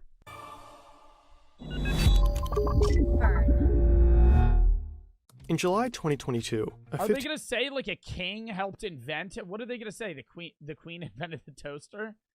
The queen invented the toaster. They're going to put a toaster on the coin. 18-year-old named Adam is browsing a Reddit forum called Hilarious Edits found on Wikipedia. Its users share Wikipedia articles that have been edited to create funny alternate facts. Peter Griffin becomes an Islamic prophet, Barack Obama turns into an urban fashion model, and a 12-year-old declares himself Prime Minister of Australia. Adam suddenly recalls a strange photo he found a while ago on Wikipedia. It's an image of the Scott Allan McMasters, the inventor of the electric toaster. If you look close enough, you can... Are they gonna change it and say that he was one of the fucking British royal kings? Does he look like him? Immediately tell the photo has simply been manipulated to look that old. The tear looks too perfect to be real. There's no way this could be the actual photo of Allan McMasters, the famous engineer born back in 1865. Adam decides to make a Reddit post about the photo of the man who invented the toaster. He claims it's fake. Adam's post receives countless upvotes and triggers a chain How does this start a con on the entire internet? I know this story. reaction. The debate about the image of Alan How do you know McMasters this? eventually makes its way up to a forum on Wikipediocracy. That's a website where people discuss and criticize Wikipedia content. The website is also frequented by Wikipedia editors who start getting curious about the creator of the toaster. They discuss the authenticity of the photo and reevaluate the entire article. One of those Wikipedians checks the image's metadata and detects that it had been in fact edited with Adobe Photoshop CS5 on a Mac. The photo definitely is a fake. So then who invented the toaster? Who's Alan McMaster? Is this a mystery that's never been solved? Maybe the toaster's alien technology and the government created Alan McMaster in 1865. Who is Alan McMaster? Literally me, I invented the toaster. What are you fucking 200 years old? But it's not just the photo that's a fake. McMaster supposedly died in 1927. What? The truth is he never existed. Hello, I'm Alan McMasters, an engineer, but not the inventor of the toaster.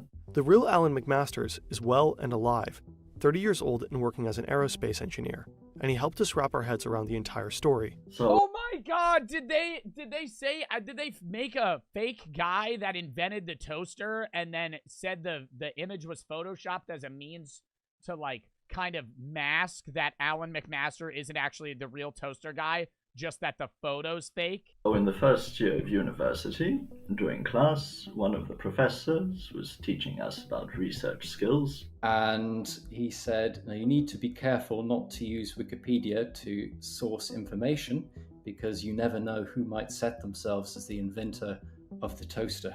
Meet Alex. Joe, and then actually doing it though? Alan's friend and classmate from university. And we decided, people believe it. Well, why don't we go ahead and go on Wikipedia and set ourselves as the inventor of the toaster? That was on February 6, 2012. At that moment, Alan McMasters goes from being a random student to being the inventor of the electric toaster, and he will keep that title for quite some time. 9.5 years, nobody noticed. Just a couple of months later, there's an article published by British tabloid The Daily Mirror.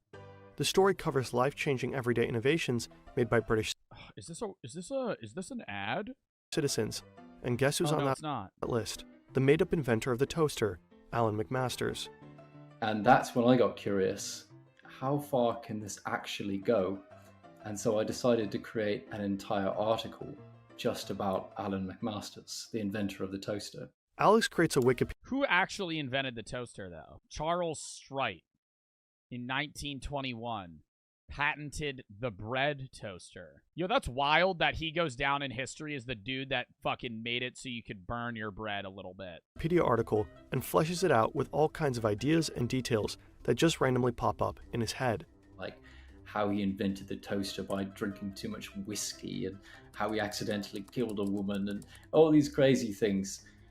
We thought, no one's going to believe this. His toaster goes on to provoke one of Britain's first deadly appliance fires, killing a woman in the town of Guildford.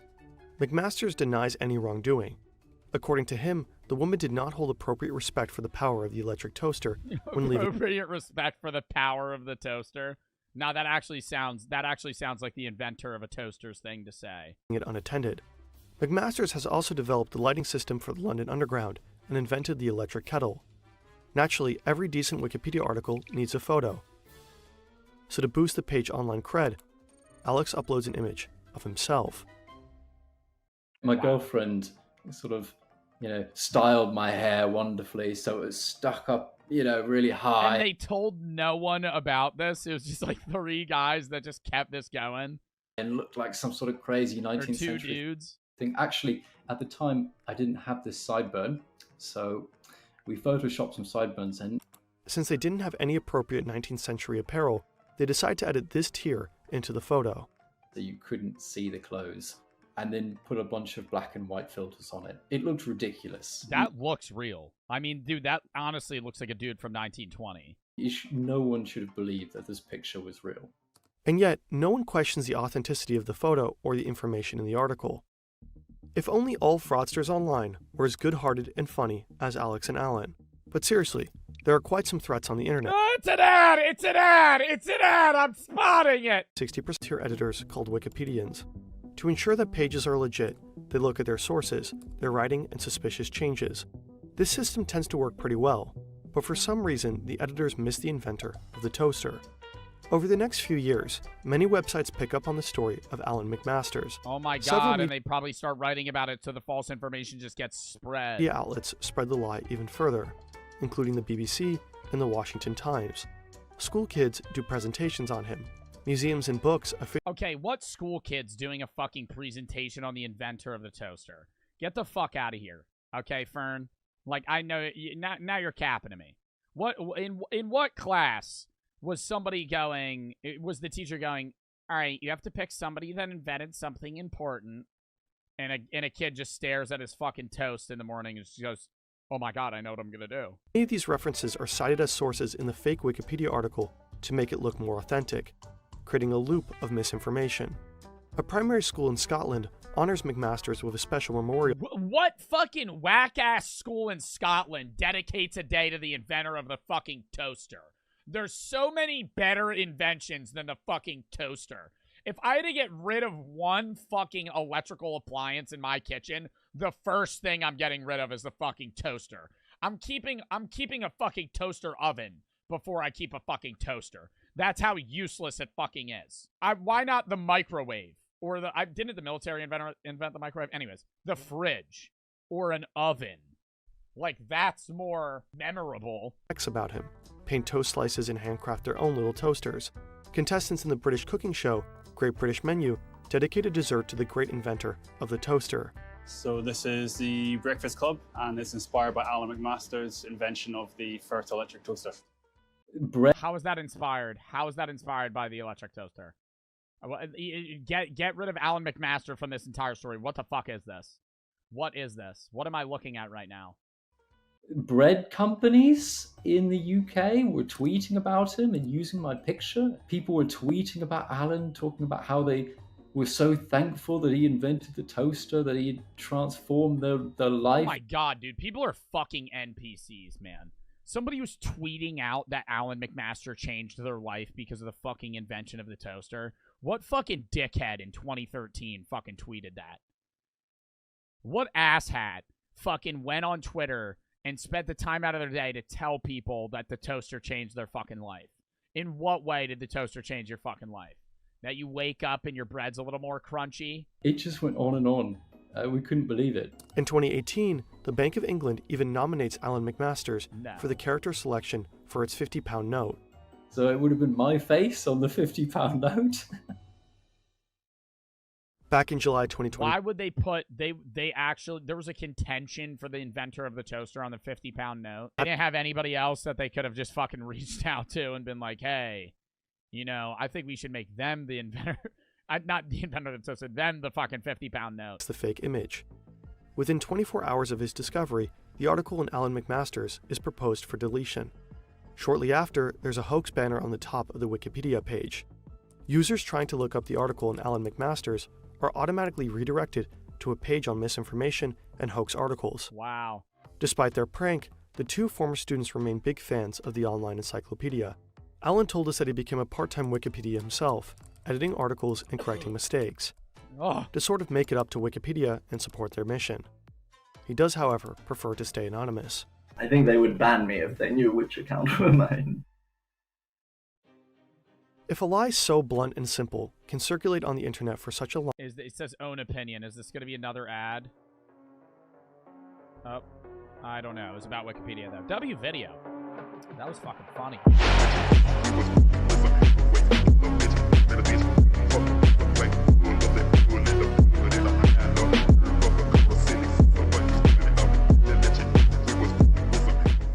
Lock in here, chat. Next video. The bizarre death of the Peanut Butter Jelly Time singer. In late 2001, a song was released called Peanut Butter and Jelly by the musical Peanut Butter Jelly Time duo The Buckwheat Boys and the producer Chip Man. In 2002, the song took the internet by storm. Perhaps it provided the comfort people needed in a post-9/11 world. The song's popularity came from a viral video of a flash-animated banana dancing to it. And What is the actual song like, though? Is it just that repeated for like 2 minutes straight? I sincerely apologize if you've spent the last 22 years trying to get that song out of your head. But you probably don't know that it was actually a nuanced political commentary on the military-industrial complex, with the What? Peanut butter jelly time was a political point. peanut butter symbolizing the US government and the jelly being Lockheed Martin. I'm kidding, the song was pretty much Okay.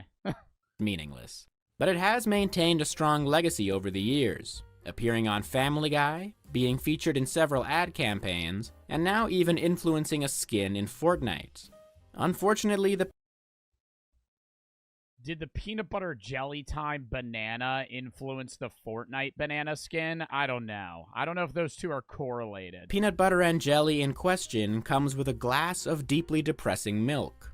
And that's because in late 2002, the singer of Peanut Butter and Jelly died in a police standoff. What? The Buckwheat Boys originally consisted of Jermaine Fuller and Marcus Bowens, with 2 other members later being added. Here's a picture of the 2 founding members, and here's a picture of Jermaine Fuller, the subject of our story.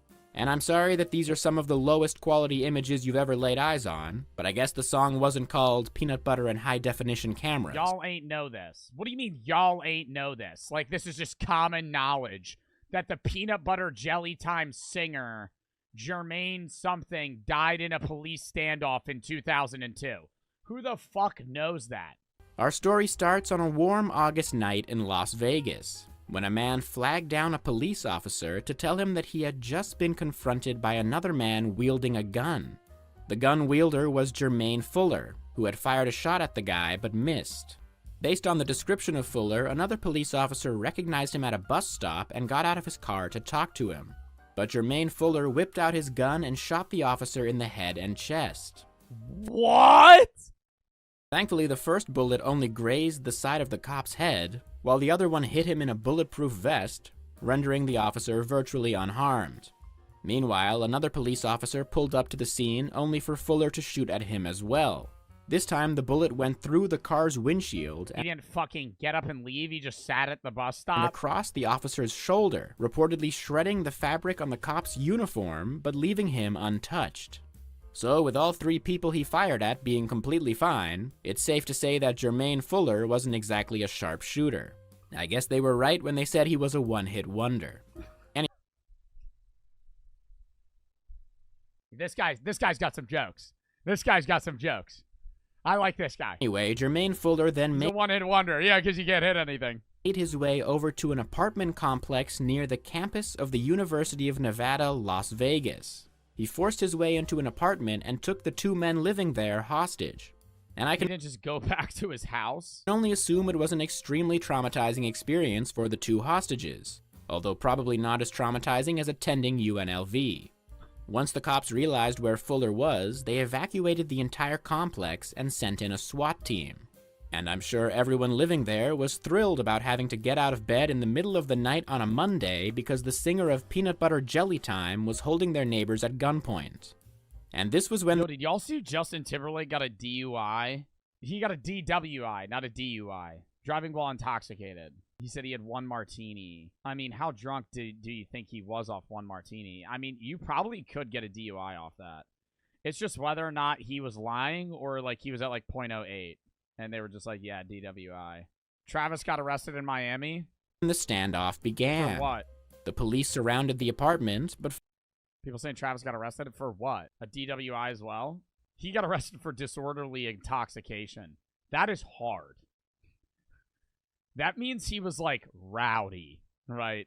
He got arrested at 1:44 in the morning for being too drunk and trespassing. Bro, you know how drunk you have to be to get arrested for being drunk? Like, you have to be walking around, like, fucking screaming at people.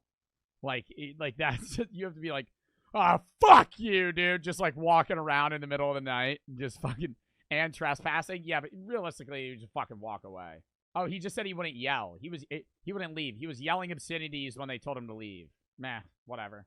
Just being drunk, getting in problems. Fuller refused to exit peacefully. After about an hour, the 2 hostages managed to escape by diving out a window. Although they were on the 1st floor, so let's not give them too much credit here. Even with the hostages being gone, the police still couldn't enter the apartment because Fuller was in there firing shots. He even moved furniture to barricade himself inside. Wow. A police negotiator tried convincing— You know what I don't get though? Is like, if you're in a police standoff, what's the plan? You know? Like, is it that you're just gonna barricade yourself in there for the rest of your life? I wonder what his issue was that caused this. I don't know, but I'm saying, like, if you hold somebody hostage in like a bank robbery, you're just trying to get money and then leave. But if you're like, you shot a police officer and now you're held up in a fucking building, it's like you're too far in to where, like, okay, now you're not gonna be able to get away. As strange as this whole thing might seem, it hasn't even reached its weirdest moment. At some point during the standoff, Jermaine Fuller contacted a local TV news station, perhaps assuming that his story was receiving coverage. But consider— Oh my God! Don't tell me it wasn't. Yo, ABC News, you got me on the air, right? No, who is this? Jermaine. Jermaine who? From Peanut Butter Jelly Time. Yeah, the song. What song? With the banana. Oh, the banana. What happened? They're holding me hostage. Well, actually, I was holding somebody hostage. Okay, well. Considering this was in Vegas, it probably wasn't even in the top 10 most interesting things happening at that moment. Still, he told the TV station that he had a famous relative who he wanted to talk to. That relative was his brother-in-law, Calvin Brodus, also known as Snoop Dogg. His relative is Snoop Dogg's name is Calvin Brodus? Bro, I'm always, like, astonished when it's always with rappers because they always have the nicknames. But it's like, what's like Lil Uzi's real name? Samir Woods. It's like another rapper. Lil Wayne. Lil Wayne's real name, though, is Dwayne Carter. Like, that's not that shocking. Some actors, though, like Vin Diesel real name is Mark Sinclair. We've talked about that. Like, a lot of actors change their name legally to something that's a better stage name. Kirk Douglas. Dove Cameron used to be Chloe Hoffman. See, what the fuck made her change her name to Dove Cameron when her real name was Chloe Hoffman? John Legend's real name was John Stevens. Nicki Minaj, but hers was just Onika Minaj. Charlie Sheen used to be Carlos Estevez. Carlos Estevez. Like, how are they coming up with these names? Miley Cyrus's real name is Destiny Hope. Or it was. She changed it. Miley Cyrus used to be named Destiny Hope. What? Like, that's what I just don't get. Bruno Mars. Peter Hernandez. Where are we getting these name changes from? Bruno Mars used to be known as... Bruno Mars' real name is Peter Hernandez. Where is Bruno Mars? Dude, Travis Scott? What? Professionally known as Travis Scott, he is legally known as... How do you say this? Jaquez? Jaqui. How do you say that? Jaqui. How do you say that? Jock? That would just be Jock. Jock Berman Webster II. Where's Travis and Scott come from? What's Post Malone's real name? Austin Richard Post. That doesn't surprise me because Post is in his name. When it's like, Snoop Dogg, yeah, no shit, he wouldn't be fucking named Snoop Dogg. But it's like, Peter Hernandez, Bruno Mars. That's right, Snoop's wife Shantae is Jermaine Fuller's sister. And Jermaine decided to turn to Snoop in his darkest hour, like so many of us have. And the Las Vegas Metropolitan Police Department decided to roll with it. They reached out to the LAPD and requested help with this odd situation. So in the middle of... What the fuck is Snoop Dogg gonna do for him? Yo, man, I'm in a police standoff in Vegas. All right. What do you want me to do about it? The LAPD sent someone to Snoop Dogg's house to ask for his assistance. And Snoop was reportedly very willing to help, presumably after he had finished frantically hiding several ounces of weed. The LAPD put Snoop in touch with the police negotiator, who asked Mr. Dogg to record a message urging his brother-in-law to surrender. Snoop did exactly that, reportedly telling Jermaine Fuller, "Do what they say. We've got lawyers to take care of this. We'll take care of it." Could a lawyer get you out of a police standoff where you tried to fucking shoot 4 cops? I don't know. I don't know if a lawyer, like, I don't know if Jayoma could get you out of that. I think Jayoma could get people out of a lot of things. I don't know about shooting 4 police officers, holding two people hostage, and then getting in a police standoff. Jayoma could do it. Jayoma films a video the next day. He's like, "So what were you getting accused of? Attempted murder against 4 officers, burglary, breaking and entering, holding 2 people hostage, and doing a police standoff, and having a gun that was unregistered.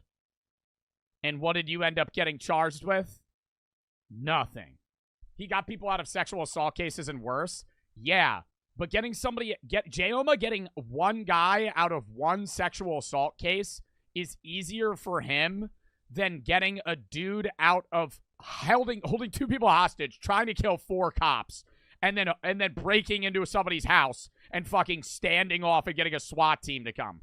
Like, they're too, like, I understand Jayoma can get people out of things, but it's probably easier for Jayoma to get people out of sexual assault allegations than you actually holding people hostage. And the police allegedly. I love how they say that too. Jayoma will be interviewing them. He's like, "What do you get accused of?" "Well, allegedly, I rubbed my whole body with Nutella and ran naked through a public park." "And what did you get charged with?" "Stealing the Nutella." That's it, though. Innocent until proven guilty? Well, yeah. No, I agree with that. I believe that is just the right that every citizen should have. Wasn't enough to convince him to surrender. And I will say, I think there are situations where people aren't. Where people are guilty until proven innocent, which I think is the reverse of what it should be. But I mean, it really depends on the situation. Maybe he thought Snoop would tell him to sneak out the air vent or something. Around 10 a.m. Snoop Dogg, he's like, "Record a message for me." He goes, "Okay, based on the diameter of that vent, I think your body's going to be able to fit through it. If you're able to hold them off for 2 days and maybe find some laxatives, maybe lose 3 to 4 pounds, 4.7 pounds, you'll be able to fit through that vent. When you crawl through that vent, I'm going to make a noise distraction to where they think you're still in there. Then you're going to crawl out of that vent, you're going to get out of there, and I'm going to have a helicopter waiting for you 4 miles away. You're going to have to hike through the woods. But once you get there, we're going to take you to Argentina." The SWAT team entered the apartment with tear gas and flashbangs, only to find Jermaine Fuller dead of a self-inflicted gunshot wound. And I'm sure the residents of that apartment were thrilled to be let back in after they had been held at gunpoint, escaped. Stark for the 3. Dove Cameron changed her name because her dad committed when she was 15 and he would call her Dove.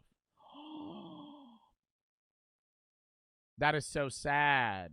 That is so sad. Oh my god. See, like, that's like a reasonable, that makes sense. Oh my god.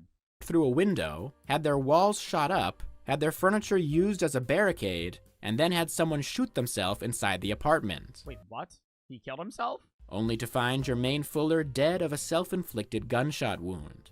And I'm sure the residents of that apartment were thrilled to be let back in after they had been held at gunpoint, escaped through a window, had their walls shot up, had their furniture used as a barricade, and then had someone shoot themselves inside the apartment. Not to mention that they were still students of UNLV. The sad passing of Jermaine Fuller also marked the end of the Buckwheat Boys, who split up instead of carrying on without their bandmate. Truly the Led Zeppelin of their time. There's very little information about the other members, but the archive of their now extinct MySpace page reveals what happened to them. According to the bio, the band's co-founder Marcus Bowens, quote, "found God, turning into one of Gumbo, Alabama's most respected gospel artists."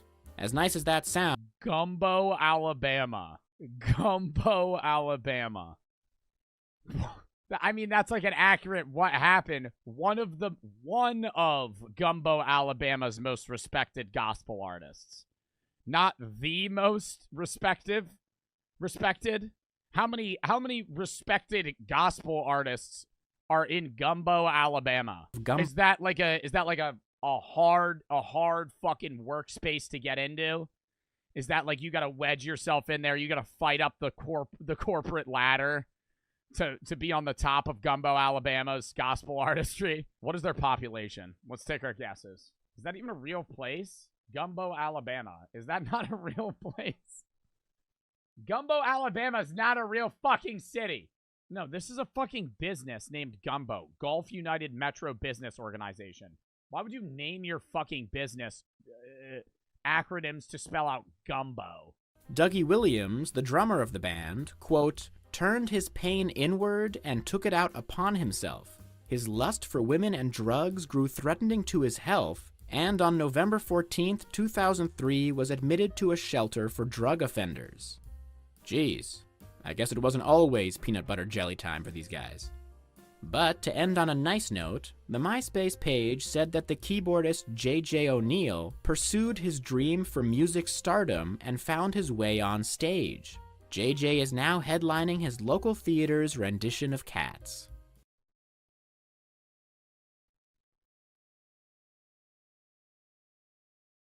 His local theaters and he only plays Cats? Like, he doesn't, like, there's no other plays that he does, it's just only Cats? Ah, the paths of life. They may be windy, but they always guide us forward. May we all end up in the places we most belong. May we all one day find our local theater's rendition of Cats. Or go to Gumbo, Alabama and see one of the most respected gospel artists. All right, let me actually listen to what other songs the Buckwheat Boys have come out with. They came out with one called Ice Cream and Cake. It's literally just the same beat as Peanut Butter Jelly Time. Bro, I really don't think that's a good song at all. But, like, if I'm being real, that's like a horrible song. It's like a meme thing. It's like Nyan Cat. All right, next.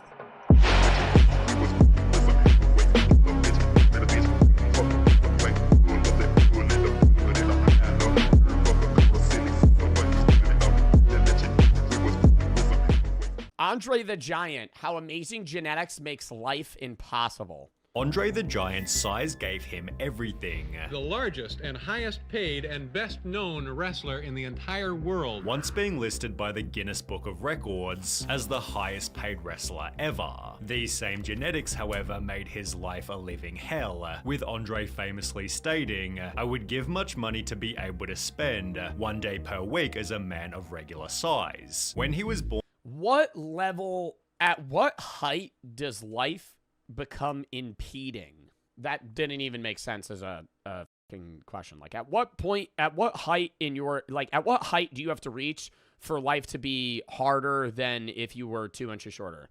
I think like above 6'6". I think if you're 6'5", you're still athletically the same, and physically you could still fit through doorways, and like, you know, most stores have your size shoe and shit like that. Anything 6'6" and above is where it's like you're hitting your head on a fucking doorway. You have to get custom shoes. You have to get custom pants, suits. Like, you can't fucking shop at regular stores. 6'6", it's pretty difficult for me. Yeah. I think you're right on the edge, though, where, like, there's still some things that aren't a problem for you. I think anything 7 foot and above, life just starts getting annoying. Like, even sitting on a toilet. That's, like, immediately what I'm thinking. Or standing in a shower, like, where you're above the shower head. You know what I mean? Like, that's bad. Where this is the shower head, and then your whole head's above it, so you have to go, like, to, like, wash your fucking hair. Getting in cars. Yeah, shit like that. But he's already fucking huge. Andre the Giant, I mean, he's dead now, rip in the chat, but Andre the Giant was like 7'2", and like 500 pounds? He was big. He was bigger than the Big Show. When did he die? 1993. He died at 46. He was 7'4".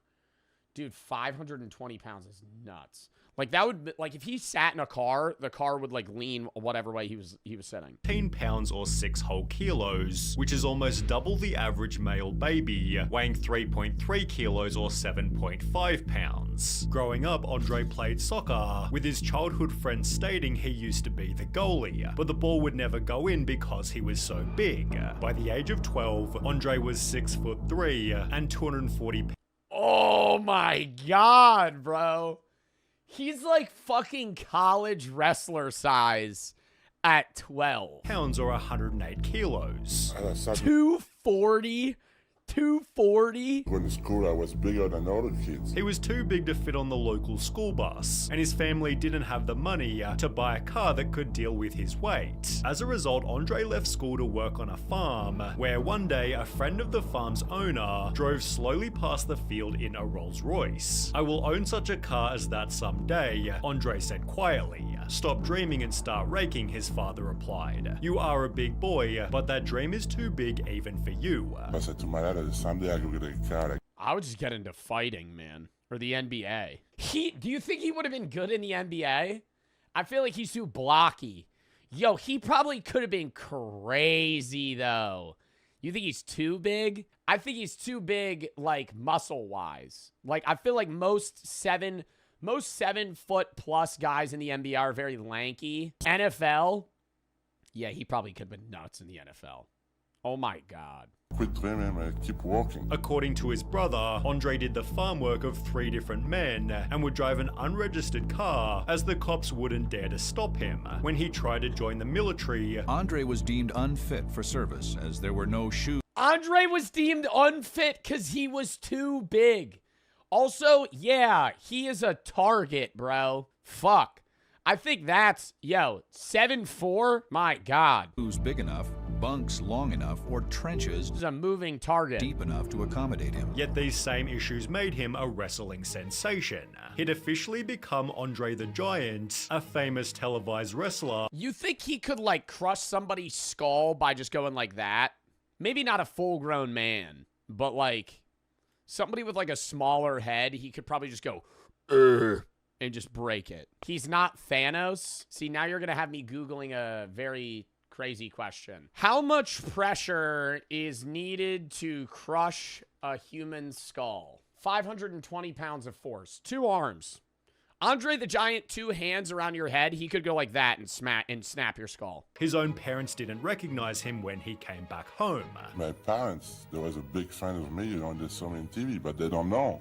Your parents were a fan and they didn't know it was you. No, because I changed my name. At over 7 foot tall and Well, they didn't recognize their kid. 500 pounds or 227 kilos, Andre saw a doctor to figure out why he'd grown so much. Acromegaly was the diagnosis, a rare 1 in 12,000 brain tumor causing the body to produce excessive growth hormone. 1 in 12,000 doesn't seem that rare, though. Am I wrong? Because there's not that many 7-foot tall people in the world. 1 in 12,000 seems like there would be way more. Yeah, that's not that rare. 1 in 12,000 would mean that, like, somebody in your town has this. Leads to extra large hands, feet, and fingers, as well Dude, like, him holding a regular beer can like that. as a bigger jaw, nose, lips, and tongue. According to Ripley's Believe It or Not, his fingers were so big around that the ring he wore had an opening that could easily fit a silver dollar, which is 38.1 mil. To put the size into perspective, the average man's finger is around 10 to 11 mil around. All right, chat, say it. Chat, say it. This is what you guys do every time we watch a video about people that have, like, big hands. Oh, I bet his wife likes him. Oh, he only needs 1 finger. This could be seen in interviews like this. This is his ring, and I kid you not, I can get all 3 fingers in that ring. With people on Reddit adding, favorite fact is that Andre was so large, he could push a hard-boiled egg through his... Yo, that's such a random thing to test. That's just such a good size comparison, though. He can fit a hard-boiled egg in his ring. That makes it make sense in my head. Wedding ring. My wife met him once and instead of a handshake, she said she could only shake one of his fingers. These elements made him so unique that when doctors offered to remove his tumor, Andre bluntly refused. That he didn't want treatment at that time because he thought it would interfere with his career as a wrestler. It stated, if this is the size that God wanted me to be, I'm going to be this size. I use what God Well, I mean, if they got rid of the tumor, wouldn't he have stayed the same size and just not grown? God give me. I'm not supernatural. I just myself. So what God give me, I use it to make a living. However, this gave him a short life expectancy. The commissioned doctors at Madison Square Garden told me he's going to be lucky to live to be 40. And meant he'd keep on growing until the day he'd die. By the time he'd joined the WWE, Andre had reached 7'4", peaking at 560 pounds or 225 kilos. Dude, how much do you think he had to eat every day for him to be able to grow to be that size? Because even if he has the brain tumor, which causing him to grow, he has to just eat sheer amounts of food. I remember hearing stories about him drinking like a 30 rack, like before an event. And they would go out, like him and Hulk Hogan would go out after an event and he would drink like 4 bottles of wine with dinner. And he wouldn't even be drunk. What size boot is that, Andre? It's 22, size 22. Take a look at that along my size 9. This made him the most successful wrestler ever. Without a doubt, Andre was the most famous wrestler in the world. Yet it also continued to make his life harder. It's difficult everywhere I go. They don't build anything for big people. They build everything for blind people, for crippled people, for some other people, but not for big people. Andre was constantly visiting new cities. The nature of your job, you're traveling all the time, aren't you? Oh my God. Bro, he doesn't look real. Holy shit. That's him, like, chat. If we were just sitting in that chair, like, you would, like, look how small that guy looks next to him. Like, he genuinely looks like, I feel like I'm watching, like, Lord of the Rings right now.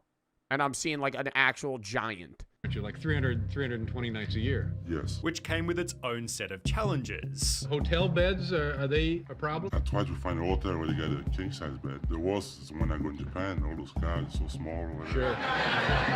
Even in a hotel, I can go through the door, I can go to the bathroom, everything is... Oh my God. Do you think he would break a toilet if he sat on it?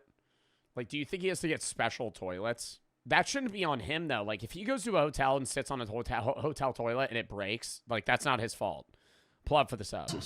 Andre was too large to fit inside most cars. When I'm traveling with a car, I need 2 cars. That's right. You can't even get in it. There's nowhere for the giant to live anymore. Yeah, that's true. Well, you can put 1 car in each foot. Taking a taxi wasn't a better alternative. Funny story, one time we couldn't get a taxi because he was so big. And when they finally got one, Andre was charged extra. We ask him how much he is, and we see the counter, he charges double. So you're a big guy, you have to pay double. It seems that flying was Andre.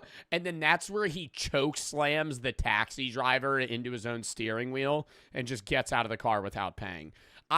You trying to con a big guy out of money is like the dumbest death sentence you're ever giving yourself. You're telling me you're a taxi driver and you're going to fucking charge Andre the Giant double? Oh, let's see about that. And he just fucking crushes your skull. Andre's only option, where he'd have to book the entire exit row. However, thankfully, he was able to... There's a lot of people that have to do that, though. At airplanes, like...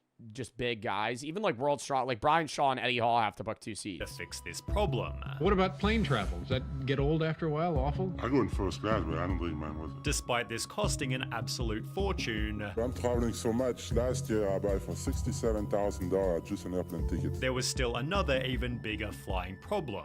Andre couldn't fit inside the toilet. He therefore had to relieve himself prior to boarding. Andre would always time it. So wait, if he had to go on a long flight, he had to hold his piss the entire time. Oh my God. Like flying LA to Japan? Oh, cooked. Piss bottle? Where's he going to pee? Is he going to go in the back and piss in a fucking Gatorade bottle? Oh my God. Stop. So that he would take a dump before, he went to the airport. But in one notable instance, he forgot to go beforehand.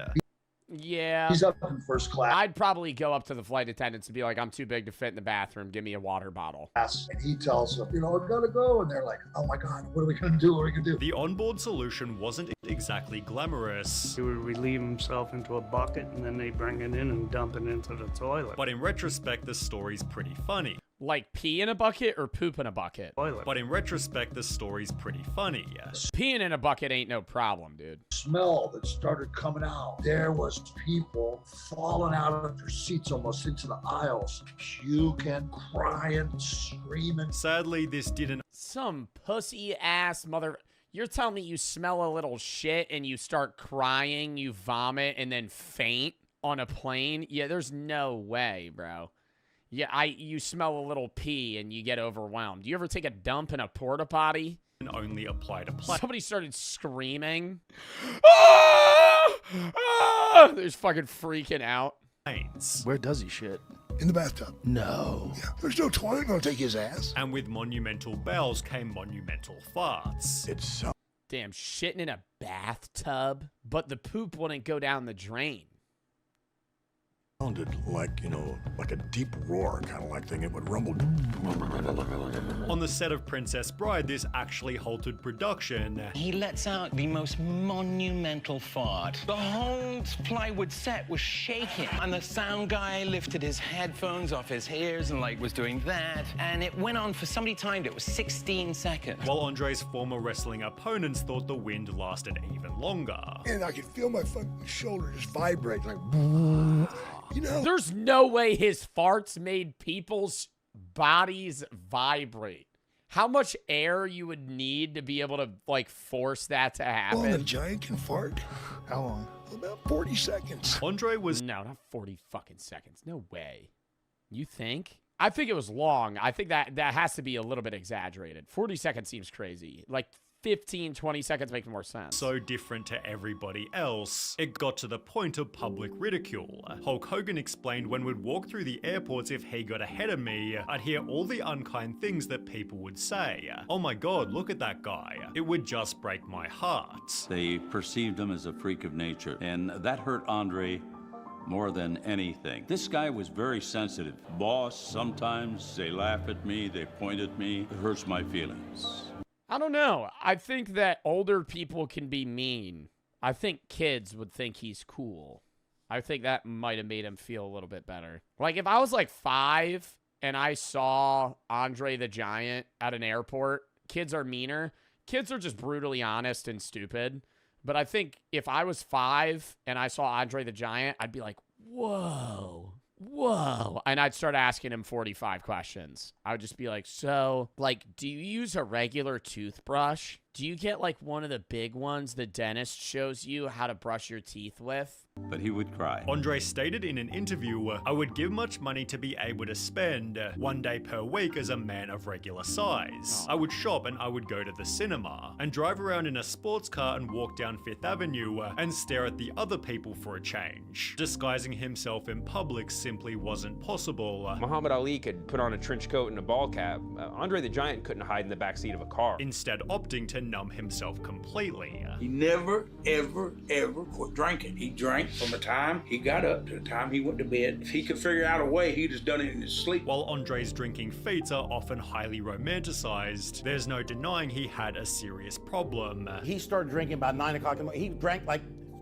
I'm not exaggerating, 20 bottles of new Beaujolais. Doing so to cope with his difficult life. Wow. He drank because he was in pain. His spine and his neck and his knees gave him a lot of trouble. He'd drink 6 bottles of wine before every wrestling match. 6 bottles of wine. Bro, that would kill me. That would kill the average person. You would die of alcohol poisoning. 6 bottles of wine, and then he goes and works. With Jake the Snake explaining that Andre once drank 48 beers in a single car trip. He drank 2 cases of beer and did not have to piss. How can you do that? This was nothing compared to a different night. Is it true that you, in one sitting, drank 117 beers? Yes. Were you drunk? 117 beers in one sitting? How much liquid is that? Say they're 12-ounce beers. 12 times 117 is 1,404. How many ounces in a gallon? 128. In one night, he drank 10 gallons of beer. I can't I can't put my mind to that. I'm understanding it. You could get 10 milk jugs and fill them with beer. But the fact that he was able to down...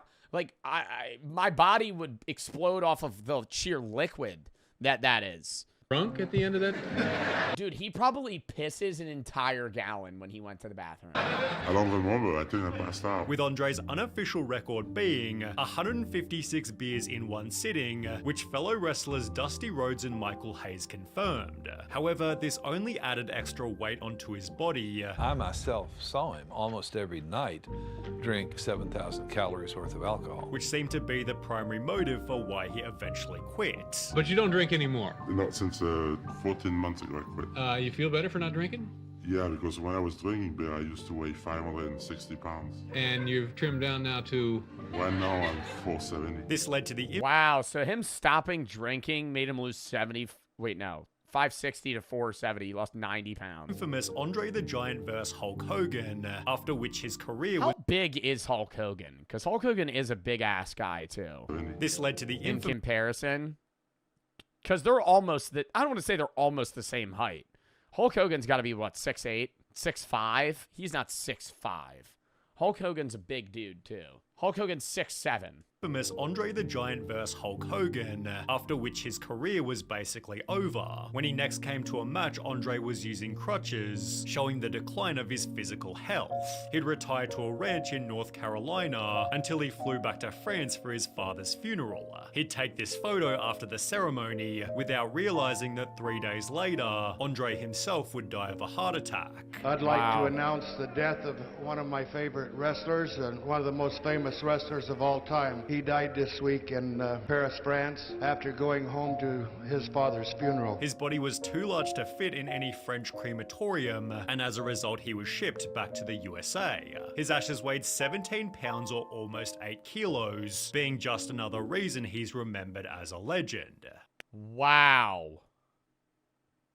17 pounds of ashes.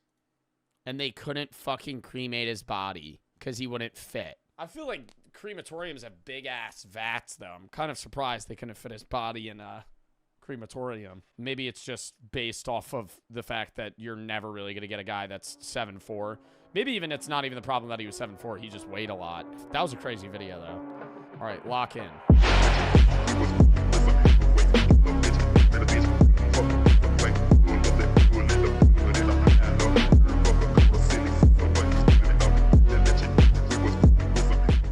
The controversial rise of Jinxie. Jinxie's journey on Twitch has been nothing short of unreal. From spending years only streaming to 5 viewers, to becoming the #1 streamer on Twitch seemingly out of nowhere. Jinxie's antics on camera have earned him praise, infamy, and everything in between.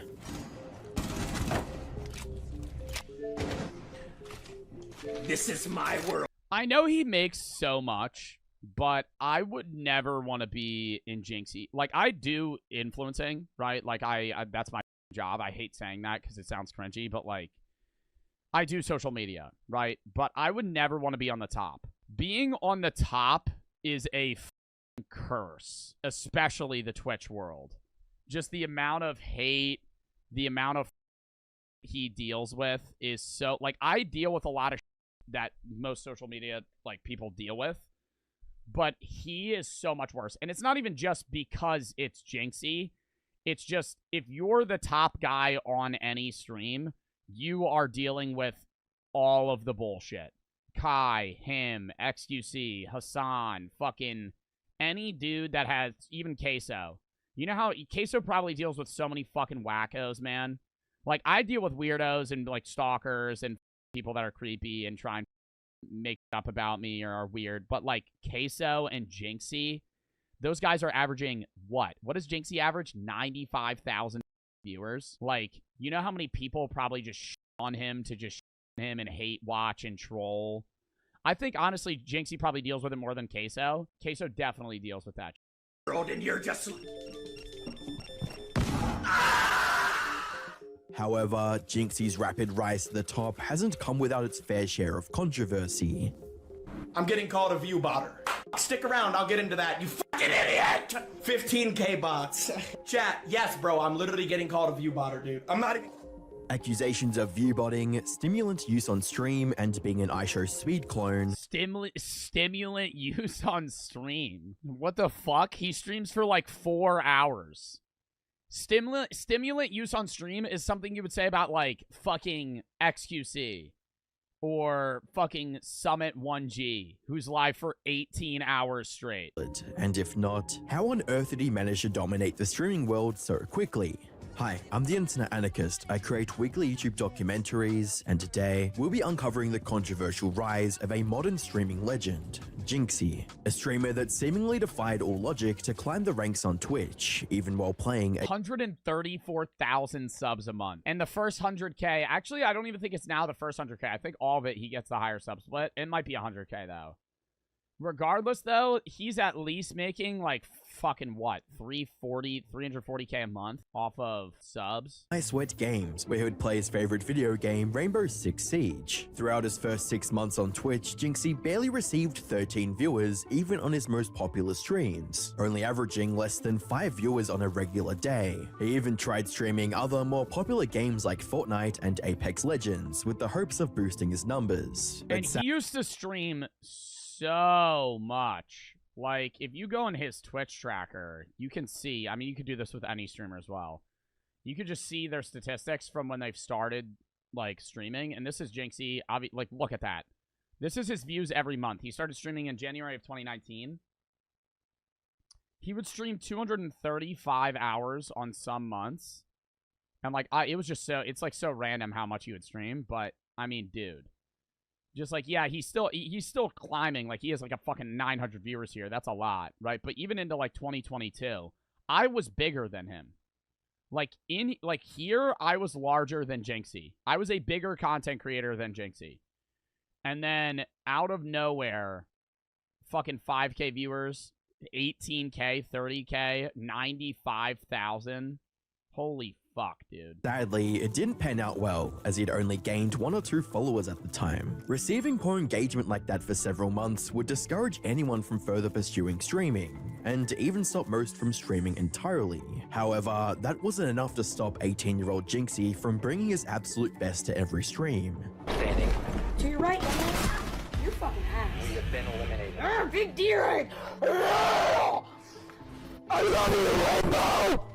Unfortunately, being undiscovered in the streaming world wasn't Jinxie's only disadvantage. Not only was his game of choice not a mainstream title, but Siege also faced several major issues, such as the developers lowering the skill gap, server-side bugs, and rampant cheating with— Well, and that's the problem is, like, it's so crazy he blew up because before Jinxie, Rainbow was a fucking dying game. Like, Rainbow Six Siege was, there was nothing wrong with it. It was just losing its fan base. Similar to, like, Overwatch. Like, if you're a big streamer that plays one game, for the most part, your popularity is usually going to coincide with that game.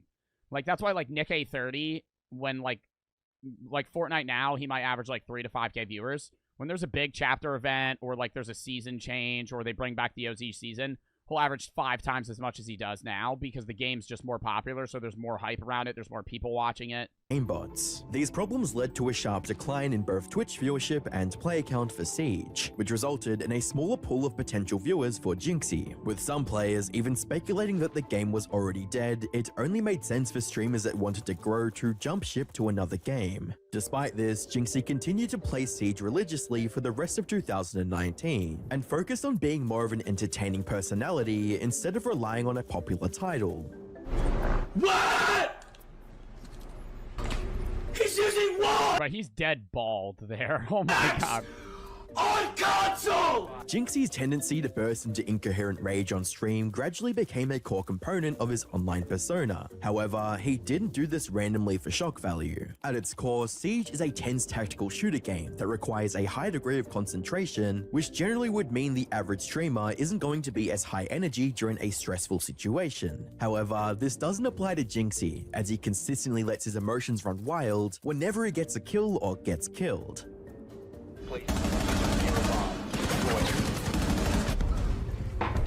Yeah, but it's still, he's like not talking when he's locked in. All friendly. No! Now he's dead. No! Couple this with the fact that Jinxie had been playing the game for over 2 years before joining Twitch, meant that viewers would be entertained regardless of how a round ended. Literally bodied. Oh my goodness. Where are you going? Using a bomb. Where are you going? You're lost? Dollar Tree headset? While Jinxie was certainly doing his best to be engaging on stream, he would need to find a more reliable way to attract viewers, since he was still only averaging 5 viewers and had less than 300 followers. Dude, but 265 hours in 1 month with 5 viewers is a fucking grind. How many hours a day is that? If he streams every day. That's so much more than I've streamed. The most I've ever streamed in 1 month was 105 hours. And I was streaming 4 hours a day, 6 days a week. Maybe a little bit more. Like, that's... Yeah, he's streaming like 7-8 hours a day for 5 people. Fuck, man. Jinxie might have been optimistic on camera, but he knew he had to try something completely different, because if not, his Twitch channel would continue to slowly stagnate and eventually die. By February 2020, Jinxie would implement a simple but effective strategy to improve his follower count on Twitch, streaming for longer hours and going live every single day. While Jinxie... I don't think, you want my honest take here? I don't think him streaming longer hours made him more popular. I think him going live every day made him more popular. Streaming longer does not make you more successful. It can actually reduce your quality of your content to the point that you're actually less entertaining. And you can see that with most... I'm not dissing streamers that stream more than 10 hours, but the majority of streamers that are streaming more than 10 hours every day are boring as fuck for most of the stream. Because you're not going to be able to sit here and yap for fucking 15 hours straight. Like, the people that are streaming that long are grinding shit out, and, like, yeah, they're a gamer. Like, Summit's a gamer.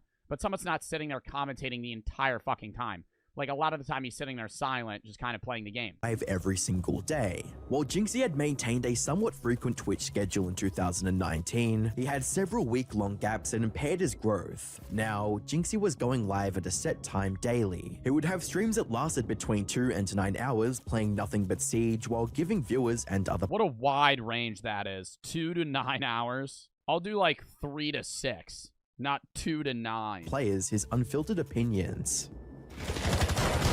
Yeah. Yeah. Woo! He's 70 HP after that? Okay, this guy just absorbed fucking shotgun to the nostril and he's like 70 HP.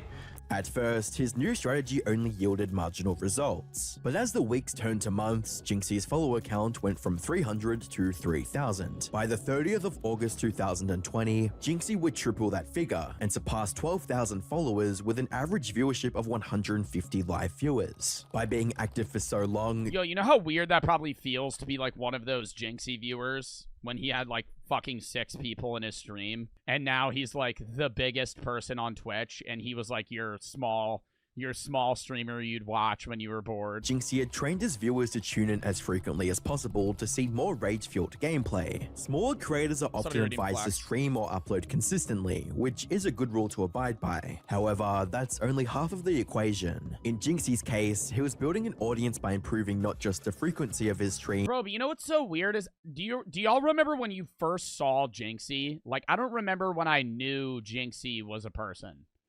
But I feel like I knew him before he became big. Like, like his name just was recognizable to me, like, before he even blew up. But their length and quality. Interestingly, Jinxie would use the second half of the year to experiment with other avenues to grow his viewer base, a move that would change his career forever. On the 15th of September 2020, Jinxie uploaded his first known YouTube video, Jinxie Rage Compilation 1, which introduced his bizarre freakouts to a brand new audience.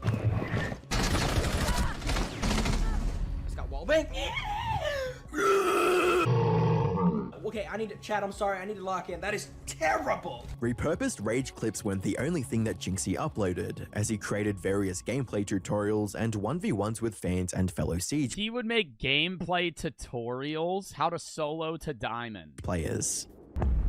Jinxie versus E2, man. I don't know why so many people want to see this. So, like, yeah, if you guys want to support the stream, consider subscribing. Cronky, thank you the Prime sub. Bro, I wish my face cam was working, but... Wow, Buddy used to do no face cam streams. So, basically, this game bans Zoph. Basically, I got, like, literally hundreds of requests to 1v1 him. I don't know why. Like, in one stream, I had hundreds of people request for this. So, I'm all about giving the people what the people want. Around this time, Jinxie created a TikTok account where he posted similar rage clips to what was on his YouTube channel. Although his first account was taken down for unknown reasons, it was around long enough to allow Jinxie to reap the benefits of short-form content and establish a dedicated fan base on the platform. This is the official TikTok of Jinxie. My old one got taken down at 200,000 followers, so make sure you drop a follow on here for daily videos. A detail that may seem inconsequential. I think that's most Twitch clip accounts, though. Most Twitch clip accounts just get fucking, like, if you curse, they just get fucking taken down. But becomes important later, was that Jinxie played exclusively on console, specifically Xbox. Since Siege is a cross-platform shooter, players who want to get an edge like pros and content creators generally gravitate to a mouse and keyboard, even I if don't know why he never switched to mouse and keyboard. they're playing on a console. This meant that casual or intermediate players who couldn't use keyboards had almost no options regarding tutorials or reaching a higher level. However, Jinxie didn't follow that trend since he played with a controller for years. What the fuck is that? Is that a normal Xbox controller? Where the fuck are the handles? Controller for years. This aspect of Jinxie's brand became immensely appealing as new viewers associated him with a stereotypical sweaty console player. He had identified an underserved market of console players and gave them exactly what they wanted. For the rest of 2020 and 2021, that was for fan mail? the positives of Jinxie's consistent posting schedule became even more apparent as his Twitch page reached over 200,000 followers, while averaging almost 500 viewers on each stream. Special events like his birthday marathon stream easily doubled that figure. Direct interactions with his viewer base was also on the rise, as Jinxie would host 1v1s and ranked matches, as well as encouraging people to repost clips of his stream highlights.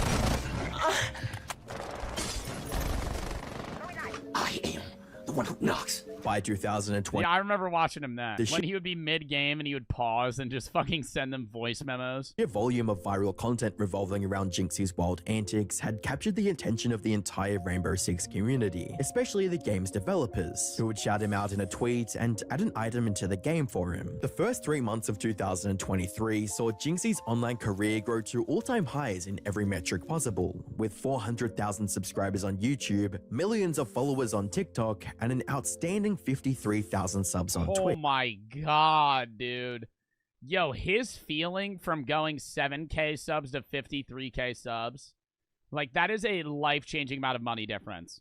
As a streamer, Jinxie was in an extremely comfortable position, and other creators who achieved similar success opted to take things easy moving forward. However, Jinxie's competitive nature would never allow for it, as he sought new ways to push himself and his career forwards. One such pattern forward was a direct challenge to the #1 Siege player in the world. You versus me. Mano y mano. 1v1 tonight. Oh, you're the best PC champion. You won a world championship. Nobody cares. Find me on Oregon tonight, 9 p.m. Oregon? You better be there. If you're not there, I'm taking that as a duck. You better be there. To put into perspective how insane of a challenge this was, the Siege community viewed Jinxie as an above-average console player, while Bilu was a keyboard and mouse legend with several Is that how you say his name? I thought it was Buelo. pro tournament victories under his belt. Jinxie was clearly the underdog, and all 40k viewers that tuned in on the 19th of March 2023 knew that fact, but they still wanted to see if he could do the impossible. Bolo? I'm coming for the throne right now. That I'm coming haircut's for the horrible. throne right now. Bolo is scared. I know. Is he rocking a fucking mohawk? I know.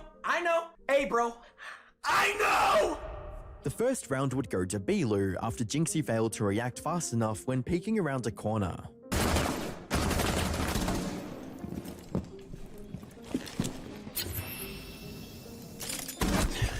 Like, dude! However, Jinxie made a striking comeback following a perfectly timed bomb detonation. He's big window. He's gotta be. Wow. Eliminated. Mission successful. Rounds 3 to 11 would see the pair trading blows, but never allowing the other to get ahead by more than one win, as the victor of each round was decided in mere milliseconds.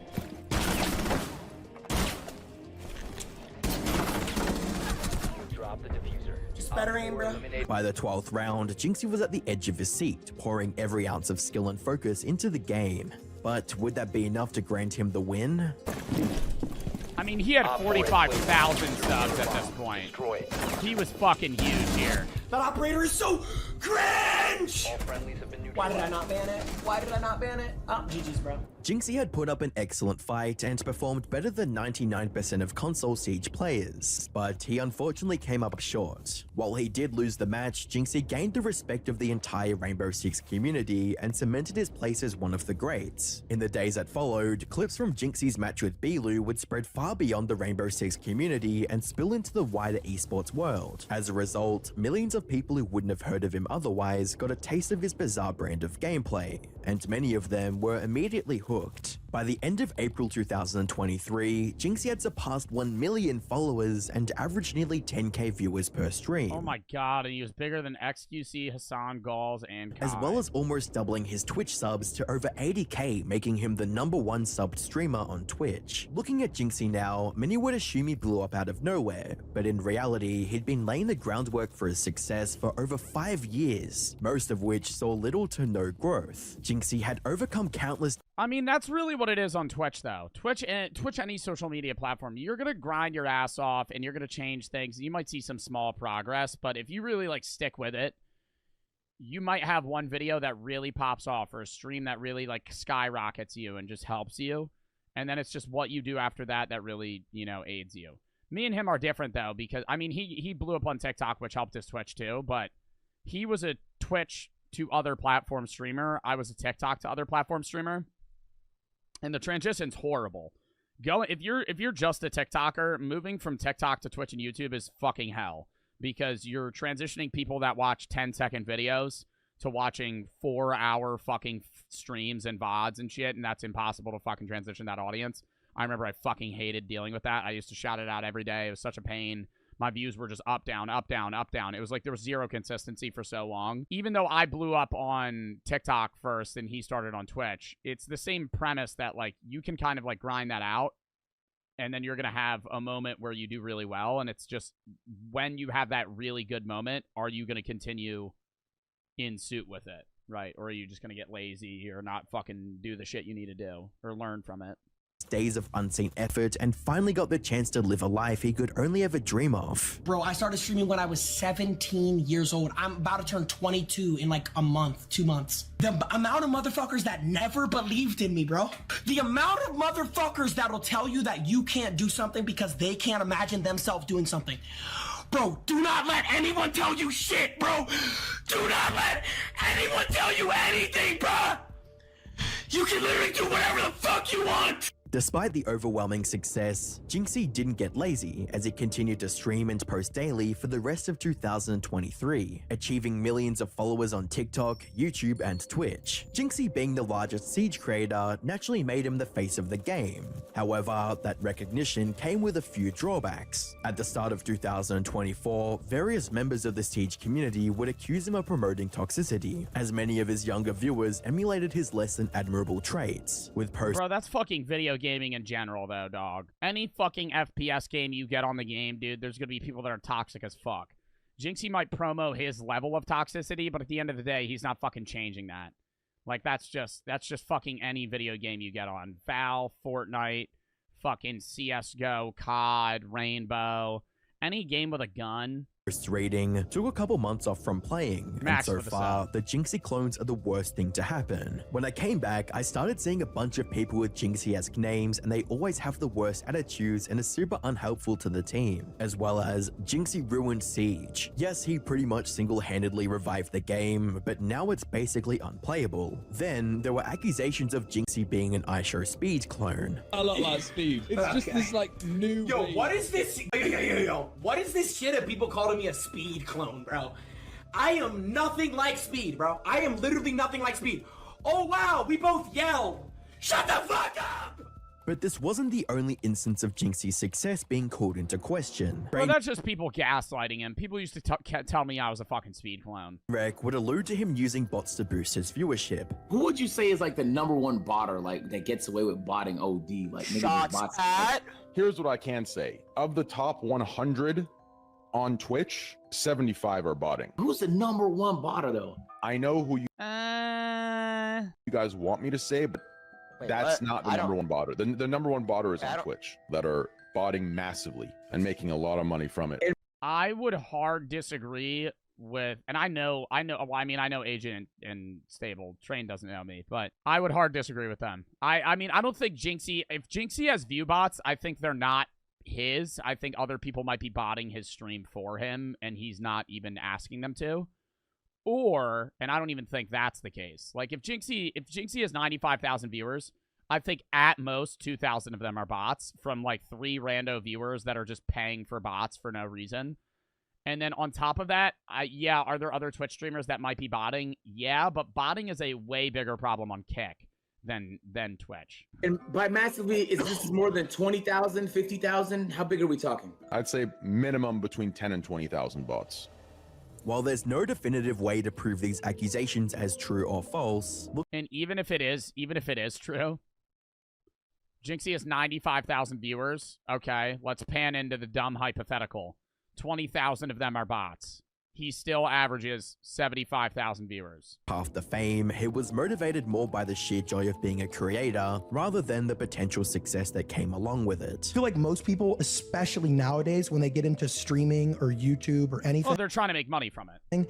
Their first goal is to make money on it, but you did it because you were passionate about it, and that's how every great thing starts. But like, the idea of just like I didn't want to be like, obviously like rich from gaming. It was just like, dude, if I could make $1,000 a month streaming, bro, when I got my first Twitch check, I was like, bro, let's go. Currently, Jinxie still keeps to his daily streams, but has branched out into other endeavors like the Jinxie podcast, which features several large streamers and YouTubers. In spite of the simple formula behind his content, Jinxie still tries to find fresh ways to keep things new, and with his over-the-top personality, it's unlikely he'll ever stop doing that. While there are many aspects to the strategy that got Jinxie to where he is now, his journey was fueled by genuine excitement, enthusiasm, and a passion for what he was creating. It would have been impossible for Jinxie to be so hyper on stream for several hours across multiple weeks if he didn't love what he was doing. You know what's weird is I'm waiting for the streamers that are gonna get big that are younger than me, you know? Like, when I started out on stream, I was 18, and I started social media when I was 17, like Jinxie. I was, like, really young for a streamer, and now I'm kind of, like, growing into the average age of a Twitch streamer, which is like 25. I'm 22. And I'm just wondering, like, the upcomers. You know, I'm not saying it's definitively you guys, but, like, theoretically, if you guys are, like, 17, you could realistically be the next Jinxie in 4 years. It was Jinxie's love for his craft that pushed him to go live daily to only 5 viewers, and it was that same love that kept him from becoming complacent when he reached the top of Twitch. Even now, he still strives to be the greatest version of himself, and no other point illustrates this better than winning his rematch against Siege's #1 player.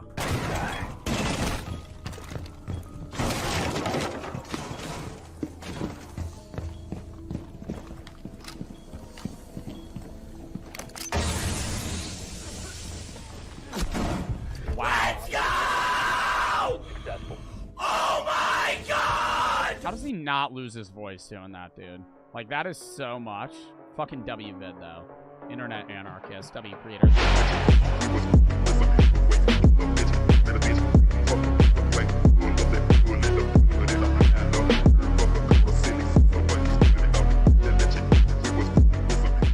The worst van life of TikTok. Wait, the worst van life families on TikTok. Kids sleeping on the floor, pets held in tiny cages, and this entire bathroom for a family of 5. Add some teenagers who can't fit, children calling. Dude, a family of 5 in a van, 1 bathroom. That would be the kicker for me.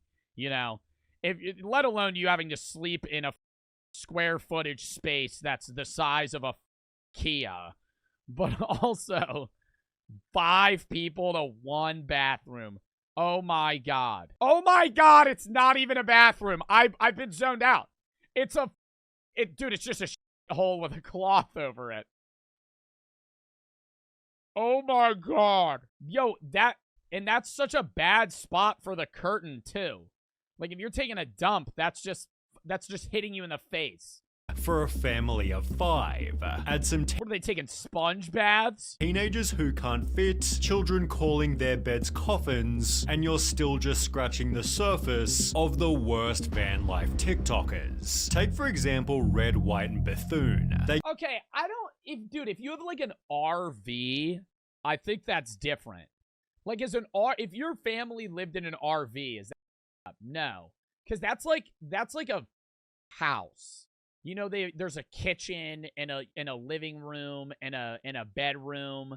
It's like a full, you know, there's amenities. You're not living in a van that you drilled a hole in the floor of the fucking car for, so when you're driving, your kid can take a 7.4 million views. Oh my god, dude, sleeping in that. By showing how terribly unspacious their kids' beds were. This should be illegal. Those kids are gonna suffer in that space, man. To make Not even that it's not wide enough. You ever jump in your sleep when you're like you're like about to pass out. You're like half asleep to where, you know, you're cognizant if somebody said your name, but you're also like low-key dreaming, and then you fall and you go wham and you jolt up, just smacking the shit out of your fucking head. Beds were. This should be illegal. Those kids are gonna suffer in that space, man. To make matters worse, the beds had rock climbing holds instead of a ladder, which their daughter almost fell from whilst trying to show they were easy to use. So Molly's gonna demonstrate getting in the bunk and show you just how easy it is. How will they get down in the middle of the night when it's dark and they want to use the restroom urgently? What if they fall and hit their head? These so-called bunk beds were actually just shelves, yet the family still defended them as being spacious. At the same time, get this, the parents have a king-size bed. Oh my god! No, is this an RV? Bro, why don't they split that room in half and then make it like multiple full beds? Yo, if they had like a twin or they were sleeping on like a full, that'd be different. They got a goddamn California king sitting there. You could starfish laying horizontally. The reason why we put a king-size bed in our bus is because it's our lounging area. As well as a massive desk for editing TikToks, forcing the kids to do their schoolwork. You need a whole ass fucking workstation to edit a fucking TikTok, bitch. That's how I edit a TikTok.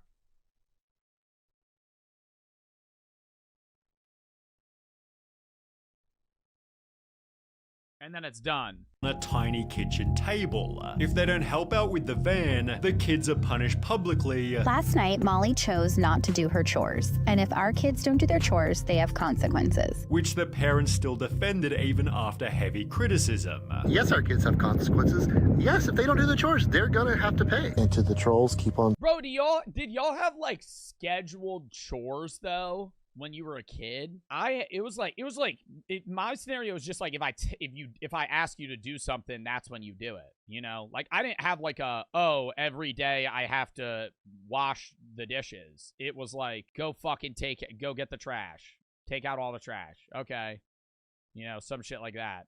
Help me fucking wipe the windows. It wasn't like a scheduled thing. I didn't have a list. See you guys on your For You page. But wait, it still gets worse. Everything we've shown so far is in this bus here, yet they also have a van to take on holiday. No, they sleep in that on holiday? Which has 5 people? Even less space than the bus. Dude, what the fuck is that? Oh my god, they all sleep in that? No way 5 people fit in that fucking van. Come take a peek inside and see what we've done. The van doesn't have a bed for everyone, meaning one of the kids sleeps on this leather chair. Maybe there'd be a bit more space if they didn't own 4 massive dogs. Why do you have so many fucking dogs? The Chihuahuas, whatever. Why do you have this fucking big-ass poodle mix? Dogs, which are shoved in a tiny cage below the bed. What? Yet they still have more space than the toilet. It's covered by nothing but a thin fabric sheet and sits right in the middle. I'd go on protest, bro. I'd start smearing my shit on the walls. I'd take a dump right in the middle of the van. It'd be like we were playing Clue. Instead of living in the first van, they're blessed with a trip in an even smaller one. Family of Nomads doesn't have this problem. In fact, they first went viral for ooh! Ooh! Ooh! Ooh! Yo, I would see that's a van life. That's a van life. That is a fat-ass couch. That couch is 30 feet long. They first went viral for how much space they had. God damn. Leading to comments such as, I don't understand why y'all don't just buy an apartment. Yeah, that's probably expensive as fuck to live in that It's RV. way cheaper than this. People came to their defense stating, there is literally no reason to be mad at this, except for maybe how their kids were living. They'd show their room in this TikTok with the most how they got some boof-ass room when their living room looks like that? notable part being that their eldest Addison was a 15-year-old teenager. You should ask your daughter how she feels that she has no privacy. She has to fucking sleep in the same room as 3 of her siblings. Because I'm sure she wants her privacy. Addison hates you. Just because this RV is nice and there's room for their clothes, it's no way to live. I'm just thinking, if they got the bread to spend on yo, RVs are not cheap. Like, that RV is probably like over $1 million. Like, they could live in a nice-ass house. Sure, the teenager would love to have privacy. Get her a curtain or something. Well, the family did exactly this. We did install these curtains over each of their bunks so they have a little bit of privacy. But it was still just one of many other problems. The kids were in a homeschool program, yet it's... No. I don't hate homeschooling, but it's how the parent does the homeschooling. Like, whether or not they actually give a fuck is the big thing. Because a lot of kids go, I just want to be homeschooled, right? Because they don't want to fucking go to class. And then they end up just cheating on everything and half-assing their work. Or if they, like, pursue, like, athletics or something. But if they're actually, like, homeschooled and learning everything, it's whatever. I just think if you were ever to homeschool a kid, you should put them in extracurriculars. Like, put them in, like, a club soccer league or fucking whatever outside shit they want to do. Because if you homeschool your kid and they don't do anything outside of homeschool, they will have no friends, no life, and be obscenely antisocial when they grow up. It seemed most of their education was just walking through national parks where the parents thought they'd learn about. And then that fucks you up for careers, too. Like, if you're going, I mean, obviously somebody that would be obscenely antisocial would probably not go to, like, a business degree. But say you want to do something where you have to do meetings, or you sit in a cubicle, or talk to coworkers. Like, fuck, dude. That you'd be, like, cripplingly antisocial. Life. Our lives are one gigantic field trip, and so a lot of what the kids do is by learning. Oh my god, it's like the magic school bus. Do you think they ever go to, like, any, like, cool adventures? Program, and it's incredibly educational. They're learning history from visiting different places around the country. Please let this be a normal field trip. Yo, that's hilarious. Nah, Ty got type that shit. I hope this one's a normal field trip. Exploring, they do a traditional homeschool curriculum, and then the days that we're exploring, we still count those as school as well. So they just learn US history? Lol, when they go to college, they'll be in for a shock. Oof, that's scary. They go on a field trip.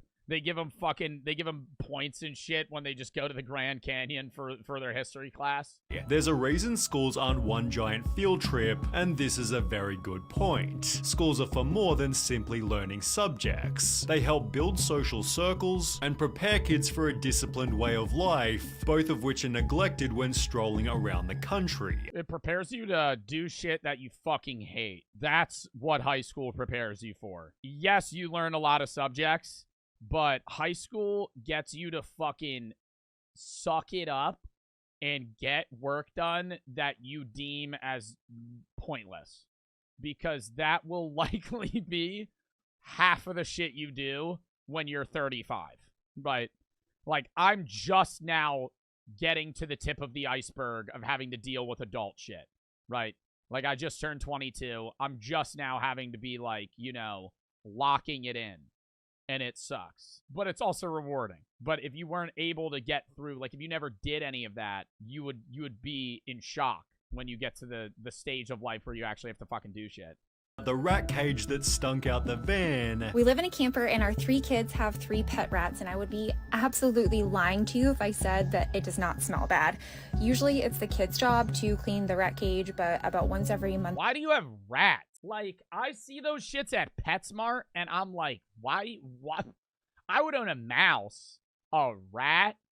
Like, okay, maybe they're like one of those, like, one of those like pet rats that's not like a New York City rat, but like I don't think I'd ever buy a rat. There too, my husband and I will clean it, and it just gets really gross. As well as collecting firewood, as seen in Addison's day in the life. Yet people were still they're collecting fucking twigs off the ground. That ain't no damn firewood. At 16, yet the mother went on to state, I honestly don't know a single unhappy RV kid. She'd even post the following TikTok to try and convince the audience. A lot of people ask us if the kids actually enjoy traveling full time and living in the camper, and I will have to say that while we were at the RV show in Tampa this week, Grace and Addison both went around and looked at campers because their plan is when they move out, they want to live in a camper together and travel the country. Until another video told And how are they gonna make money? How are they gonna... Somebody said they're gonna move out when they're 18. With what? With what? Dog, moving out at 18 is not feasible in 2024 in the United States. You're not just an adult thrown out into the world. Dog, you have no money. You have no money. You don't know how taxes work. You don't know what you have to pay for. You don't understand anything. I don't understand half of that shit. It's been fucking 4 years. And you're just gonna get, oh yeah, no, yeah, go buy an RV. Understand the insurance. Hey, how are you gonna make money for this fucker? Because it probably gets 5 miles per gallon. Back in treatment and won't be in our content during this time. To protect Addison during this time, we would like to ask for privacy on this matter. Perhaps the daughter was unhappy for a totally different reason, yet there was still more evidence that she despised the van. For Addison's 15th birthday, the only thing they wanted was to go to a hotel. The video has since been deleted, although the only thing they wanted. After arriving at their hotel, twice Addison mentions liking doors in the video, a hint at them having less privacy in the camper. With conflicting messages about Addison's happiness, people commented, I can't wait for this gen of van kids to grow up and share their thoughts with the world, although this had happened much sooner than expected. On the r/offmychest subreddit, an anonymous account made the following post. I'm a teen in a full-time RV living vlogging family, and I can't stand it. I hate it. I hate it so much. I hate being homeschooled. I hate not being able to maintain a social life. I hate having so little privacy. I hate having to pretend to be happy with this. We travel full time. I know, it sounds like a dream. I thought so too, but it's an effing nightmare. I just want a private, normal life, but no. Well, you can't have... Dude, traveling is like... I feel like traveling the world is something you should do when you already have like a found set base of friends. Like, that's why people travel when they're like 25, 26. Because it's like you have a bit of spending money and you have like, you know, people that you're gonna know. But if you've never made foundational friendships and you start road tripping at the age of 6, you're never gonna make friends. Because anybody you talk to, you're just gonna immediately never see again.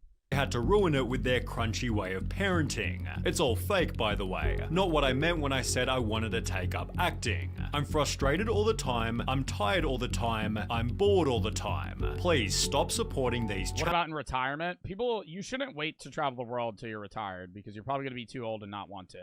Some people do, but if you're like 65, you're not going to be like, let's go to fucking Switzerland. I mean, you might, but the majority of people that want to see the world also want to do the activities in that world. You're not going to be like, let's go to Costa Rica. You'd be like, dude, grandpa, you're 75. You want to fucking go to Costa Rica? Ruined my life and I can't say anything about it. In comments, the poster clarified, I'm between 15 and 17 years old, and they were the oldest of 3 siblings, hinting it was Addison from Family of Nomads. Okay, the only other thing that I want to say is, I mean, I realistically it's not, because it's like, who the fuck would write this long of a message? But knowing the family's been on TikTok for years, couldn't this just be somebody posing as them because people are already saying the kid hates it? Like, it might just be somebody acting like them. Odds are, probably not. Probably is actually them, but I mean, realistically, it's not definitively them. Who the poster was has never been confirmed, yet only a couple of months later, the family announced they were instead buying a house. Family of Nomads recently quit van life. Their kids seemed the happiest they'd ever been, while the parents were in tears as the RV was stored away. The eldest daughter has since vanished from the videos. Tears. I mean, that'd be like crying when you're moving. Do people cry when they move? I mean, maybe if you're attached to that house for your whole life, but a fucking RV? I'd be like, dude, get me the fuck out of that thing. Get me in a house. Normally you should, I don't know. Because, like, I feel like you should be excited to move to a new house. But I would understand you missing the memories or whatever of that old house. Summarizing what van life's like for kids. RV kid here. Let me tell you, RV is hell for children. I've been living in a camper with my 3 brothers and parents, and these past 2 years have been an absolute detriment to my mental health. Yes, it's an amazing opportunity I've been given to have seen all the places that I have, but I can't recall a single positive experience anywhere I've been. I receive little to no education, and I'm scared I won't be able to pass my GED. Wow. I'll probably be repeating high school once I turn 18. Yeah, most people like 0 to 5. The Happy Caravan, however, clearly ignored this. Family of 13? No way they fit in one fucking RV, dude. Warning. They began by documenting their life as a family of 12 and were mostly liked by the audience until revealing they lived in a tiny apartment. Is that legal? Having so many in a 2-bedroom? Why would you 13 people in a 2-bedroom apartment? Holy shit, dude. Make the choice to have a family of 12 but not be able to provide them? Dude, on God. On God, though. Like, if you want to pop out fucking 15 children, your life. But you better be rich. Like, you should have you should have a lot of money. And even on top of that, when do you stop? Somebody having 2, 3, 4, hell, 5 kids. Okay, when that I get that. I would never really want to have more than 2 or 3, but at the end of the day, if you want to have 5 kids, have 5 kids. When you have past 10 children, when do you go, all right, this is the last one? Like, what's the cutoff mark? Like, when you can't have children anymore? Or are you just, like, stopping at 26 and going, I think that's enough, We could have a whole football team. Them sufficient room/space, although their holiday setup was somehow even worse. They'd fit the entire family into one single Airstream, gaining 12 million views by they hit menopause? Yeah, I think that'd be a little too late. Showing how they slept. The 3 daughters were on a table converted to a bed, while another 2 slept below their brother, who was sleeping in a bunk.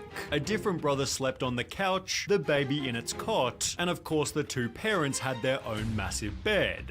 I don't want to say the parents are fucking stupid, but people get bigger as they get older, and they cost more money. Because they eat more, they need more things, and they do more. What are they gonna do in like 5 years when all of their kids are in high school or some shit, or half of them are in high school? I mean, because they have 12 kids, so the oldest one's probably 12 years older than the youngest one, unless somehow they're fucking popping out triplets and then immediately cranking another one in the old oven. But anyways, what are they gonna do when what are they going to do when they can't fit in a fucking bed and they're still in a 2-bedroom apartment with 12 people? So what about the last 2 kids? Well, they got to sleep directly on the hardwood, described as, oh my God, not perfect, but more comfy than a tent. More comfy than a tent? That's what we're going with? Yo, he's sleeping on the fucking floor. This kid is they didn't even have a blanket, bro.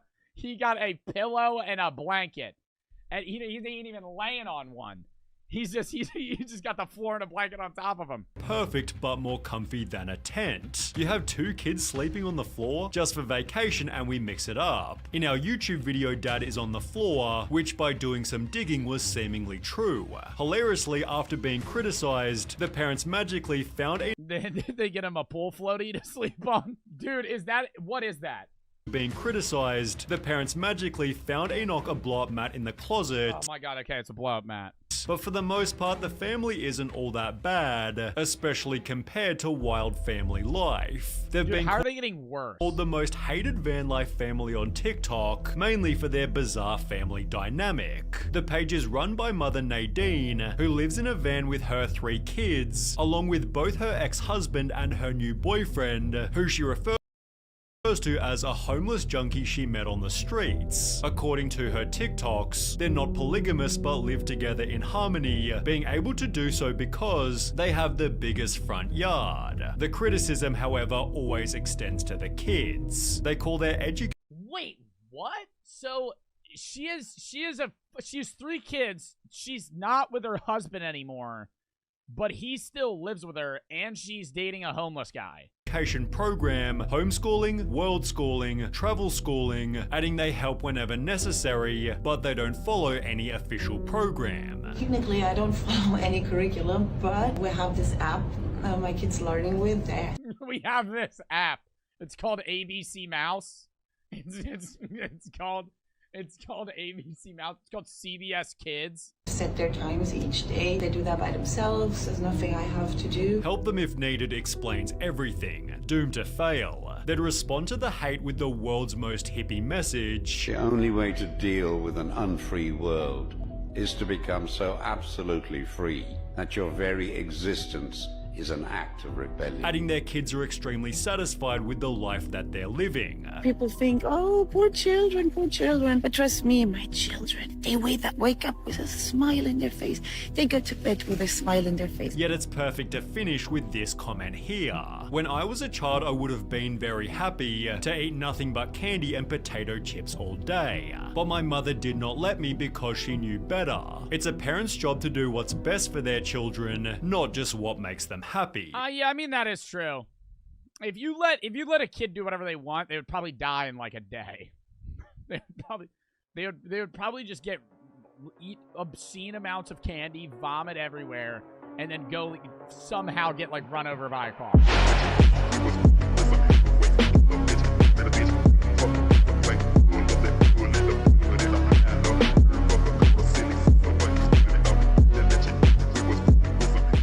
Lock it in here. The evil design of Japan's death penalty. Today, most of the developed world has ended the death penalty. But in 2024, there are still two... Hold on, I gotta turn it down. Jesus Christ. There are still 2 countries in the OECD that use it. The United States of America and Japan. There's only 2. There's not that many countries that use the death penalty anymore. Like, does the UK do the death penalty, or is it only the US and Japan? But while the US has been transparent about its ultimate punishment, it was only in 2010 that the world was finally shown the evil design of Japan's death penalty. July 26, 2022. Tomohiro Kato is sitting in his cell in the Tokyo Detention Center. 14 years ago, he killed 7 people and injured 10. 東京の警察によると、秋生石案での自傷事件で少なくとも7人が死亡し、10人が負傷しました。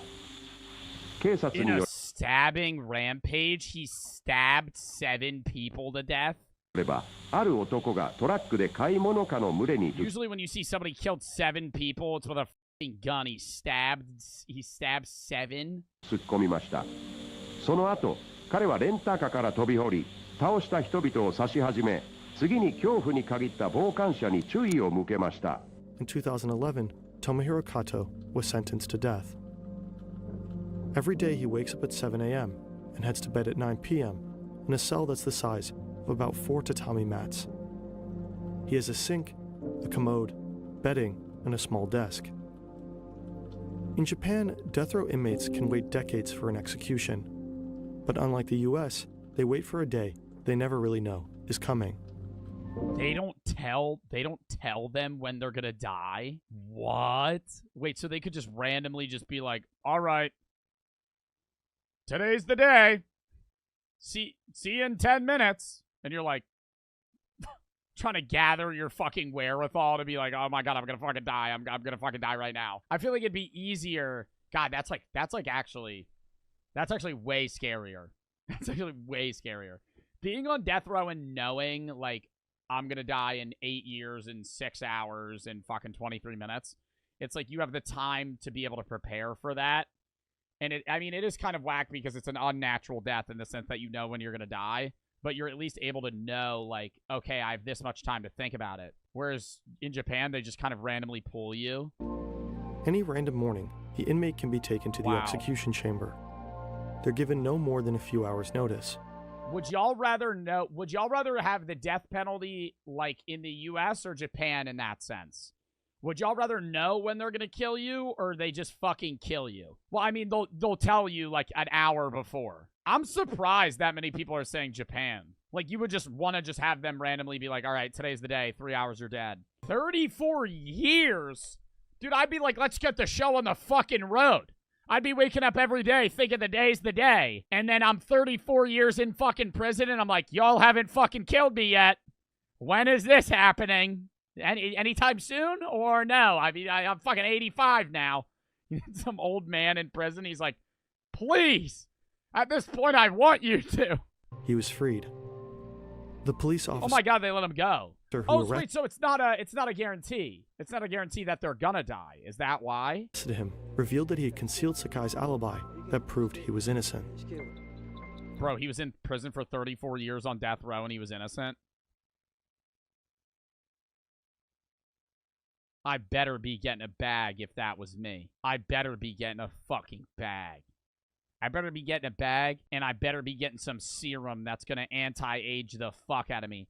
34 years? Dude, no amount of money is going to fucking pay that back. 34 years of your life down the drain? I don't give a fuck if they gave me $1 billion. I'd be like, hey, that guy looked like 75. I'd be like, bro, you just took fucking half of his life, and he was innocent. 45 years waiting to die? In the Tokyo Detention Center, Kato sits in his cell. He's surrounded by objects purposely made rounder so that he can't finish off his sentence earlier than expected. On July 26, 2022, after 14 years of waiting, he hears more noises than usual outside of his door. Today, the majority of the developed world has outlawed the death penalty, but Japan is strange. Do y'all think the death penalty should be in place? No, but here's why.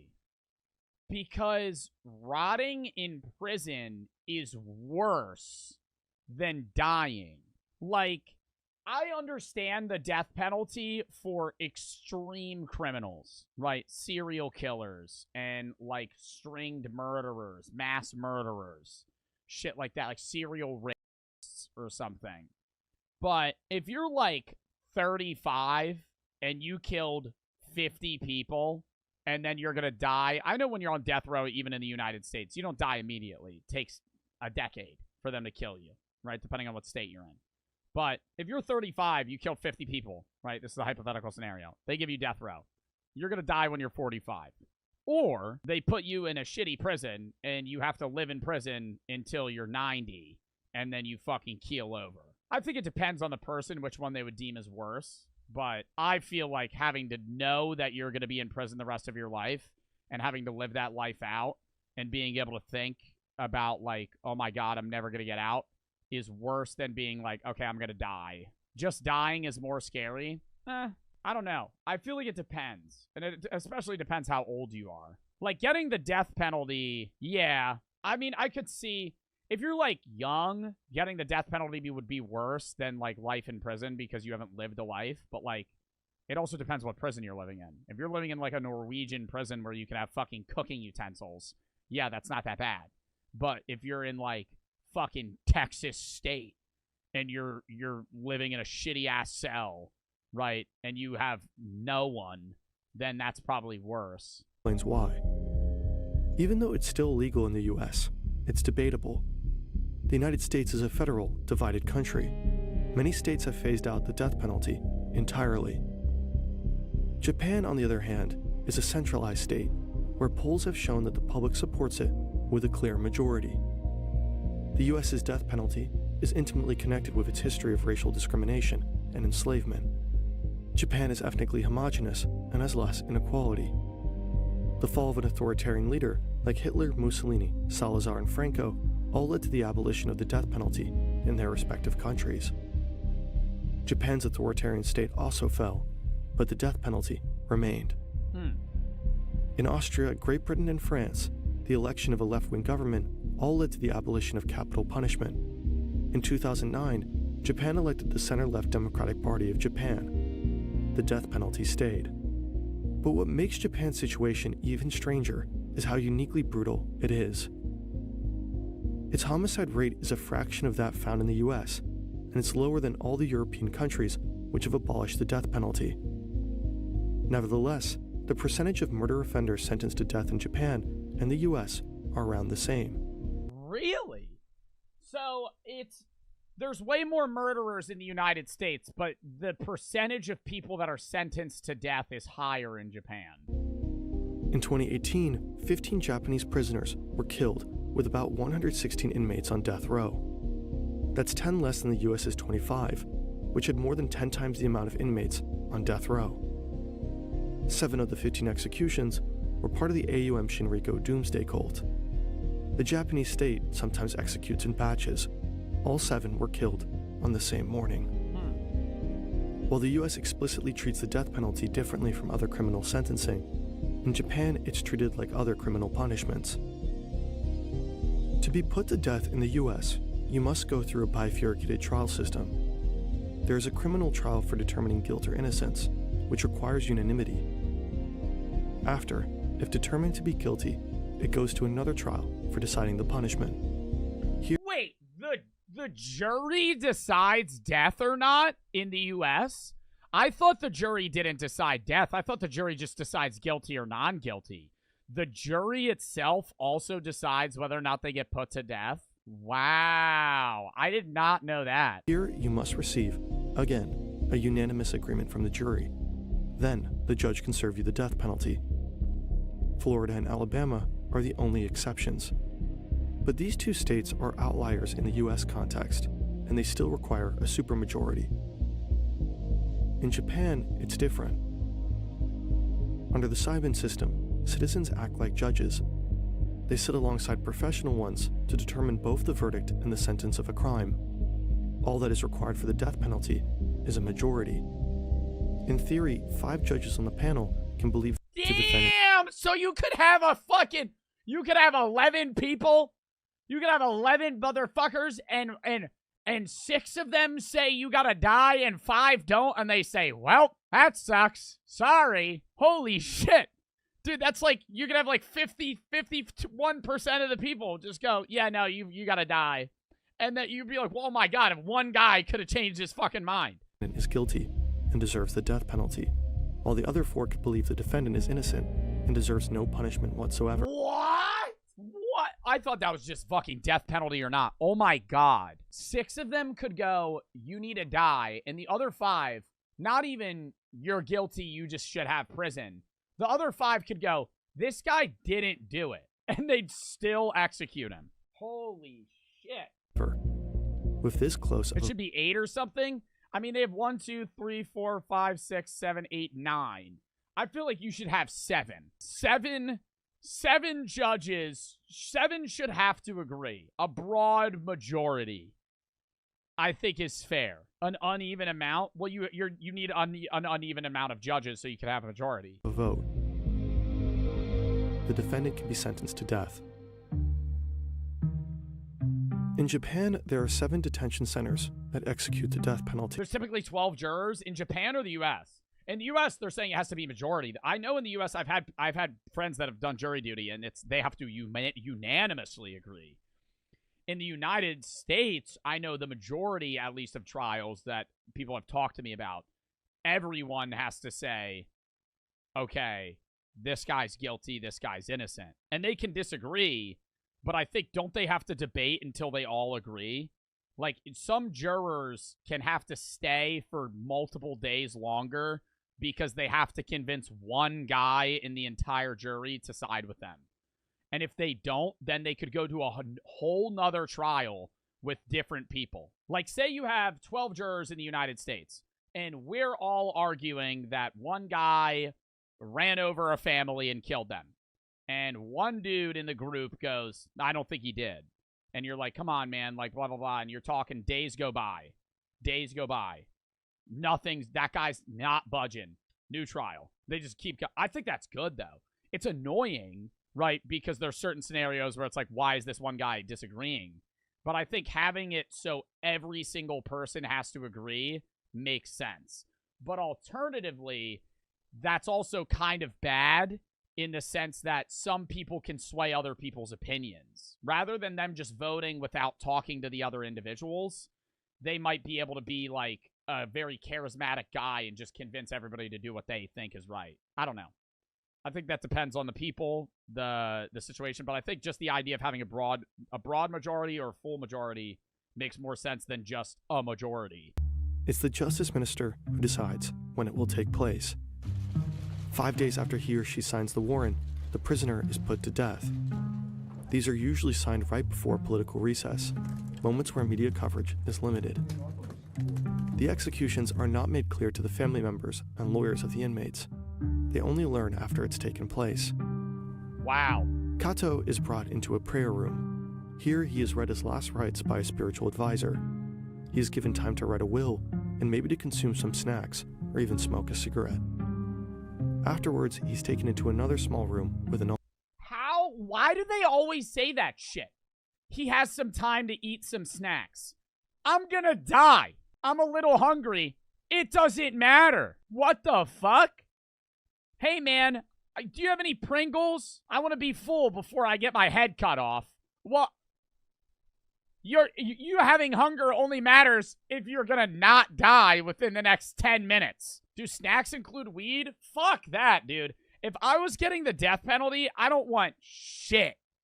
I would just want to fucking sit, maybe a cigarette, honestly. One last hurrah. You know, lung cancer ain't gonna kill you.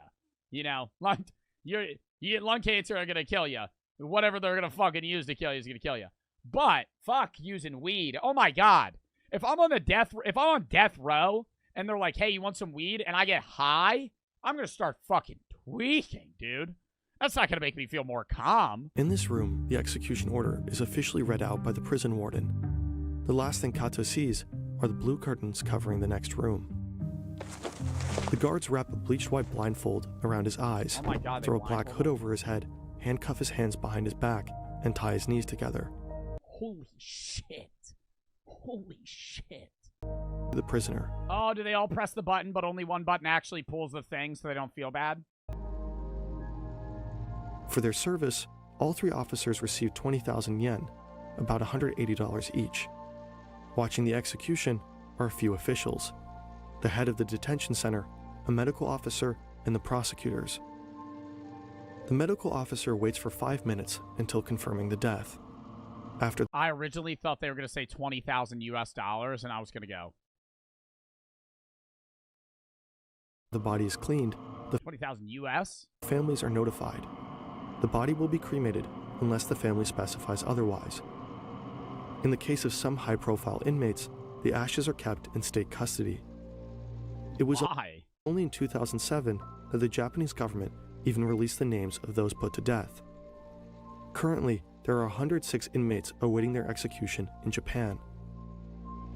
The last person sentenced... Dude, right now. It's like so weird to think about. Like we're watching this video, but like right now, like imagine there are 106 Japanese men or women sitting in a fucking cell right now, just like not like I genuinely right now one of them is awake thinking about when they're gonna die. To death row, killed 36 people in an arson attack.